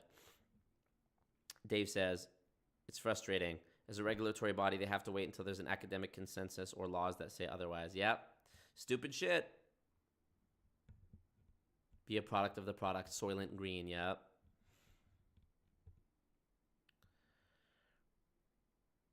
What up, Specs? What up, Tanya? Appreciate you, Panda. By the way, the stream that I did called Herbalize, the guy who was in that video that I was debunking actually saw it and commented from another YouTube channel, and he said this: interesting take. That's my Herbalife video, LOL. I still stand by everything I said. Then he followed up with another comment about an hour later, and he said, also, I made that video and then created a new channel. So in fact, my viewers did see me again. All in all, great video. There are bad MLMs out there, but they aren't created the same. Nice try coming for me, though. Smiley face. So, I mean, obviously, man's is delusional, and we love to see it. Aww.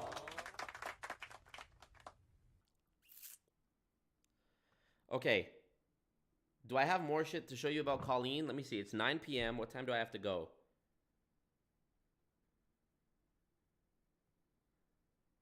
Oh, new merch orders. Appreciate you guys. Let's see. Who ordered merch? Let's see. I hope you guys use the code STREAM for 20% off your whole order. Starla. Thank you so much, Starla. Appreciate you. And who else? Starla, Hannah, Catherine, appreciate you guys ordering the merch from alwaysmarcomerch.com. Which ones did you get? Did you get the anti-MLM? Did you get the cult member one? Did you get the Losing Fortunes Radio? Love to see it. Alrighty. We didn't even do too much talking about Colleen in this stream, but I'm going to have to do... Trust me, this is not the last time we're going to see Colleen. Believe me. Let me see. What time do I have to go? What time is my Uber coming to pick me up? Streamlabs link in the chat for the Uber. It's an expensive one. It was like only slightly less expensive to pay for like daily parking at the airport and drive myself there, but to save like a few bucks, but then have my car at the airport exposed to the elements, and like I come home and I get back and I'm jump into a freezing car, is not worth it to save a few bucks. I'll just take the Uber home and let my car stay safe in my building.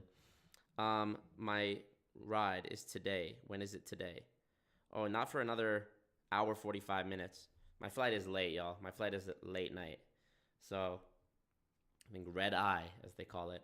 Because your eyes are red? Because you're so tired? I don't fucking know. Who fucking knows?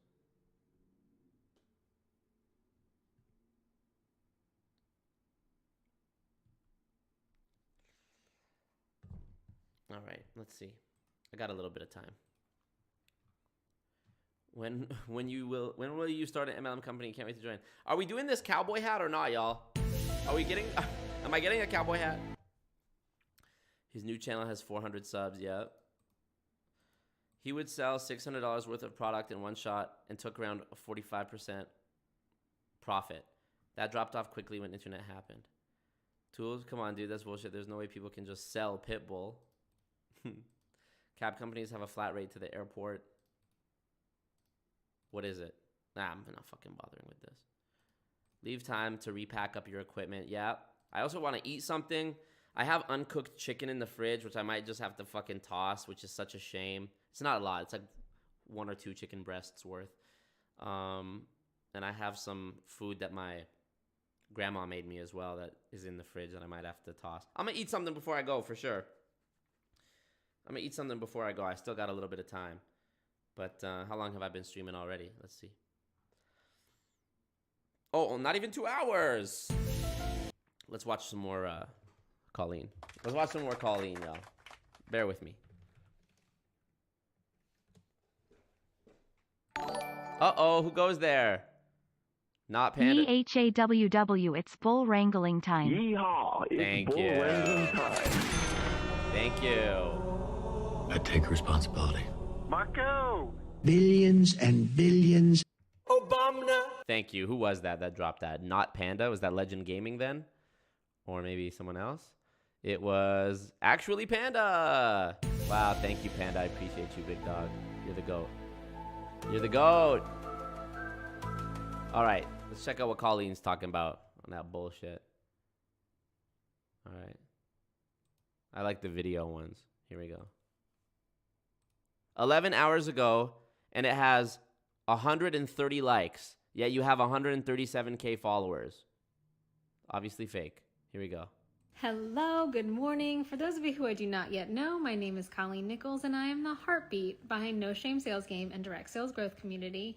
And today, I'm going to take a few minutes to brag about DSGC members because they are fucking winning and crushing the game. So Winning. I love Charlie Sheen when she said, "Are you bipolar?" When the interviewer was like, "Are you bipolar?" And he was like, "I'm by winning." So we do lots of things in the community, but every Friday we do something called High. Oh yeah, I can freeze chicken, can't I? Genius. Thank you, Dave. Appreciate you, Dave. Thank you, Dave. Take it back to the grocery store. It was expired. You got me. Five Friday, and it's a post where I want people to shout out their wins from the week, because I think it's really important that we celebrate ourselves and we acknowledge the boring. So I recently asked you guys if the fear of trolls or people like sending you mean comments or whatever kept you from showing up on the internet, and I thought for sure the answer would be a resounding yes. But I was wrong. I received so many DMs, and the results of the poll showed that you're afraid of something else. And from what you've told me, the fear is not what the trolls or like faceless people on the internet might say. It's what are the people in my actual social circle Well, why can't I keep the audio of her shit playing while I do this bit? saying about me? What are they thinking about me? Are they judging me? What if they're talking about me like, oh my gosh, can you believe Colleen is doing that? So here's the reframe I have for you. Instead of being nervous that people talking about you is a bad thing, consider being so good and so successful and so giving at whatever it is that you do that the people in your circle talk about you and they say, oh my God, can you see, like, did you see what she's doing? Or do you see how successful she is? I can't believe it. Or they're telling people, oh yeah, so-and-so is my friend. Yeah, I know them or whatever. People can talk about you and it can be good. So if you're going to give time and energy to thinking about, oh my God, what could they be saying that's bad? You have to also consider what they could be saying about you that's good. So I recently asked you guys if... Amazing. Amazing. We love to see it. That was a funny bit. Even though I had technical difficulties, we love to see it. We love to see it. Marco! I'm so excited for Scott Johnson and Peter Mingles. I really wish today was Saturday so that we could see the next iteration of what they have to say. But hey... Next time we hear from them, I won't quite yet have spoken at the conference, so they'll have a chance to just talk some more shit and do what they can to sabotage me. And then afterwards, the next episode they do, they will be reviewing my conference speech. So we'd love to see it.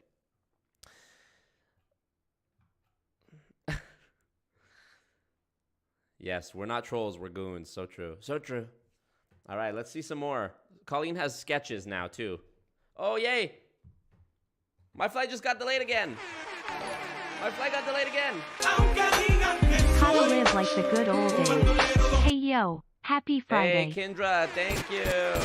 Kendra. You guys are going to meet Kendra on the next episode of Multilevelmisery. Great story. She was in Arbonne. Arbonne? I got a hard on. Nah, I'm playing. She was in Arbonne, and if you are a member on the channel, which like 60 new people are since the last stream, thanks to Traveling Lunatic and Kabandyman, thank you guys.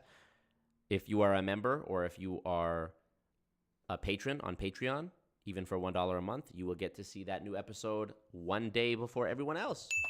So, and if you're a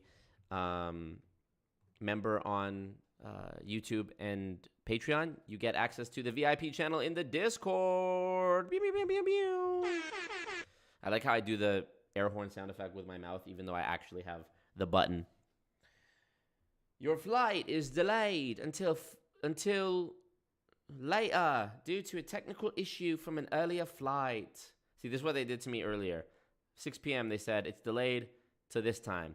Then they sent me another one saying it's actually earlier now. Now they've sent me another one saying it's delayed again. So you love to see it. Fuck, I'm going to be there so early. My Uber's coming to get me. Let me cancel this Uber. I'm going to cancel this Uber, dude. I still have, as long as I cancel within 60 minutes of the trip, I don't have any cancel fee or charge fee, whatever. So, yeah, I don't need to be there that fucking early. So let's change that, cancel that, and rebook it. Let me rebook it, y'all. Bear with me. Schedule it for today at... It's 9 now. It was my flight. My Uber was supposed to be at 10:45. Let's do it at 11:45. Yeah, that's good. Yeah, that's good. From my current location, this address, to airport. Bear with me. $50 for the Uber X. Wow, they raised the prices. It used to be $40. It used to be $40 to get to where I live to the airport. Now it's 50. And I signed up for fucking Aeroplan points, which has a partnership with Uber that's supposed to get me you know, better deals or some shit. And it doesn't look like I am. But hey, what can you do? Streamlabs and get the channel. Good stuff. Thumbs up the stream too, by the way, y'all. It's snowing, probably why it's getting delayed. So true. So true. When do I need to be there by? I mean, the plan since the beginning, I got the cheapest flight I could, which meant I would have to fly at a not great time, overnight. I have to fly overnight. So I'm going to be flying all night. My flight originally was supposed to be at like 1 a.m., 12 a.m., and now it's been pushed till even later. So, and I have a connection. And then another flight. So I'm going to get to where I'm going like tomorrow morning and probably won't have even slept all night. So tomorrow morning when I get to where I'm going, I'm probably just going to sleep all day and then do what I can to sort of get, you know, my shit fixed up so that the next day when I do the interview with Doug Brooks, I'm okay. So yeah. Weird shit. Okay.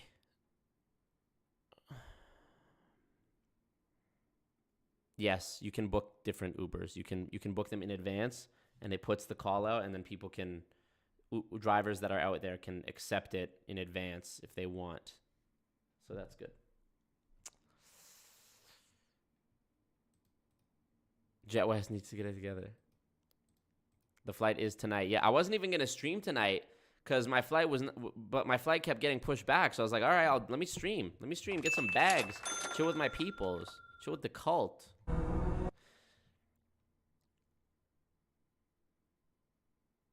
All right. Let's check out some more Colleen. Okay, so I'm going to need you in the comment section for this one with your recommendations, so stick around. Every week in DSGC, we have different speakers come in and train on a variety of different topics. I have one trainer who comes in every month. Her name's Shauna Van Bogart. A lot of you know her. And in January, instead of her doing one of her trainings, she and I sat down and had a candid conversation about the backside of being an entrepreneur. Backside, not bad side. You know, it's great when we can, you know. Nonsense. Hello. For those of you who I don't yet know, my name is Colleen Nichols, and I am the heartbeat behind No Shame Sales Game and Direct Sales Growth Community. And today we're going to do a quick training about social media. Now, God damn it, this lighting in here, I can't even. What do you mean this lighting in here, I can't even? You changed nothing. You changed nothing. She was like, oh, I can't, this lighting in here. And nothing changed. We're going to do a quick training, and I'm going to talk about one piece of advice on social media that we kind of talked about in office hours on DSGC on Monday. And it is, I think it's going to make some of you a little nervous, but it's going to be okay. So, a little backstory, if you're new here, I have had this account for a little over 2 years. I have grown. This is a live stream? Dude, I hate how Instagram now, you know, they used to have IGTV. Now it's just everything is a reel. But sometimes when they post a 10-minute video, it doesn't show you like the fast forward bar on the bottom. And then sometimes it does. So like, what the fuck? Here, let's check out her skit. 1 million views? 911, this is Janet. How may I help you? Triggered Tammy. What's going on, girl? How can I help you? You're upset again. Okay, you saw a post you didn't like. All right. Was the content creator specifically talking to you this time? Still not. Okay. Wow. A beautiful gaslighting here. Anytime somebody doesn't like a post she makes, they're a triggered Tammy. I love it. This is like a Trumpism, you know? He's Sleepy Joe, Crooked Hillary, triggered Tammy, so triggered, frankly. She's a terrible woman. She's a dog. Frankly, she's a dog. Rosie O'Donnell, one of the worst people, so triggered. The woke left. The socialist regime, frankly. Some of the worst people. Believe me, I know a lot of great people. They're friends of mine. I know triggered people. I know what it means to be triggered. Nobody does more for triggered people than me. Was it one you could have scrolled by? But you didn't. Okay. Oh no. Did you go into the comments? Damn me. We've talked about this before. Your profile is private. Your handle's not your actual name. And your profile picture is a close-up of a flower. You are insignificant. Okay, right. Oh no. You went into her DMs because you think she should know that you fundamentally disagree with her content, right? Oh, and that you think she should die. Casual and low, even for you, Tommy. All right. Now, I know we've spoken before. Do you need help locating the unfollow button? Yeah, so anyone who criticizes you is just a hater and should just move on. Don't speak up, guys. If you guys have a problem with something, don't speak up. Don't say anything. Don't voice your opinion. Just shut the fuck up. 911, this is Janet. How may I help you? Hey, Melissa. What's going on, girl? Oh, this is her series right here. Okay. You've made the mistake of saying that every sale is the best sale ever. Okay. So now your audience is completely ignoring you. I know. Right, because we just got a little too excited. Melissa? Boring. You've become boring a sales content. troll. It's boring. It's boring. MLM 911, this is Janet. How may I help you? Hey, Melissa. What's going on, girl? Okay. Calm down. All right. So Dude, the typing is way too fucking loud. All right, let's see. Colleen Nichols. I don't know who needs to hear this, but motivation isn't what's going to build your Bitch, dropping the first truth bomb from the book I'm writing? I can't wait to... I'll be the first in line to buy that book. business. Motivation is the willingness... Is she an arbonne? The hashtag here says discover arbonne. Oh no, she has other hashtags. Rodden and Field, Scentsy, for fuck's sake. Or desire to do something. Motivation may get you to start your business, and it may do things like help you pick your brand colors or design your website, because that's fun, and we all desire to have fun. But you're in for a rude awakening if you think that building a business and a brand that results in a significant chunk of change is always fun. There are going to be days when you are tired, void of even an ounce of creativity. The top comment, so true. So true. All of it. All of it. So I got a little testy in DSGC today. So true. Obama. We had office hours like we do every Monday. And this topic of the week, the topic this week was Instagram audits. So they could drop. Here's the #1 recruiting tip that I can give you. Lead with the business, default to the products. That means... I know exactly what that means. Lead with the business, default with the products. I know exactly what that means. Sell the opportunity, not the product. Start when you're talking to people, lead with the business side of things. And you may be saying, like, no, not everyone wants it. Not everyone needs it. That's fine. But when somebody tells you that they don't or they're not interested in the business, you can then default to the products. You can't say to somebody, hey, would you like to buy my unicorn tears? And they say, no, thanks, I'm not interested. You can't then say, do you want to sell them? Doesn't work that way. So lead with the business, default to the products. And as always, if you need help with that. I like how even she, a proponent of this industry, refers to the myth. I called it goop. Here she is calling it unicorn tears, another term for snake oil, because neither of those are a real thing. Snake oil, unicorn tears. I was being generous by at least calling it goop, because there are things that exist that you could say, are goopy in nature. These people, it goes so over their head to be so brainwashed and so fucking up your own ass and pompous and douchey to like condescend to people and have the balls to train people when you yourself don't even see the like logical potholes that you constantly fall into just when you're talking freely. It's amazing. It's amazing. And I know she would respond to that and probably say something like, I just mean unicorn tears to mean like the product and whatever. It's like, no, but your Freudian slip tells the truth. The thing you said by accident tells the truth, really. In the past 2 years, I have built a multi-million-dollar business of my own from the ground up by myself. I never went to business school, never took a business class. I've never run an ad. I don't have a big team. I don't have video editors. I never entered like a super expensive mastermind or hired an expensive coach. None of it. Everything that I learned how to do to build this business, I learned through my experience in network marketing. Whether it's profit and loss and about margins, online marketing, customer service, sales, business networking, public speaking, how to build a community, how to build a culture, all of that I learned in network marketing. So if anyone ever tries to make you feel stupid or dumb or less than or like you're wasting your time building your network marketing business, listen not. Listen not. I am in love with the term independent business owner when it comes to these MLM people.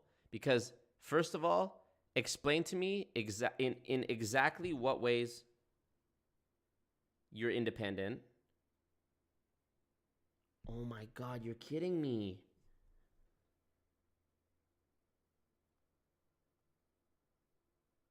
Your itinerary has changed and we've automatically booked you on another flight. And it's like right away. You're kidding me. All right, it's been good, y'all. But it looks like I got to go right now because it's so fucked. So fucked. How could they? How could they? How can't believe you've done this? But I need to catch the flight, y'all. Your flight is delayed further, they say. And then they say your action required. Your flight has been changed. Fuck. So, I do everything right, I plan it properly. I make sure I prepare in advance. And this shit happens. But that's okay. We're going to make it work. We're sorry, as part of our itinerary has changed, we've automatically rebooked you on another flight. If you haven't checked in yet, check in as you normally would. If you've already printed your boarding pass or downloaded it to your phone, you can retrieve your new boarding pass. Fuck.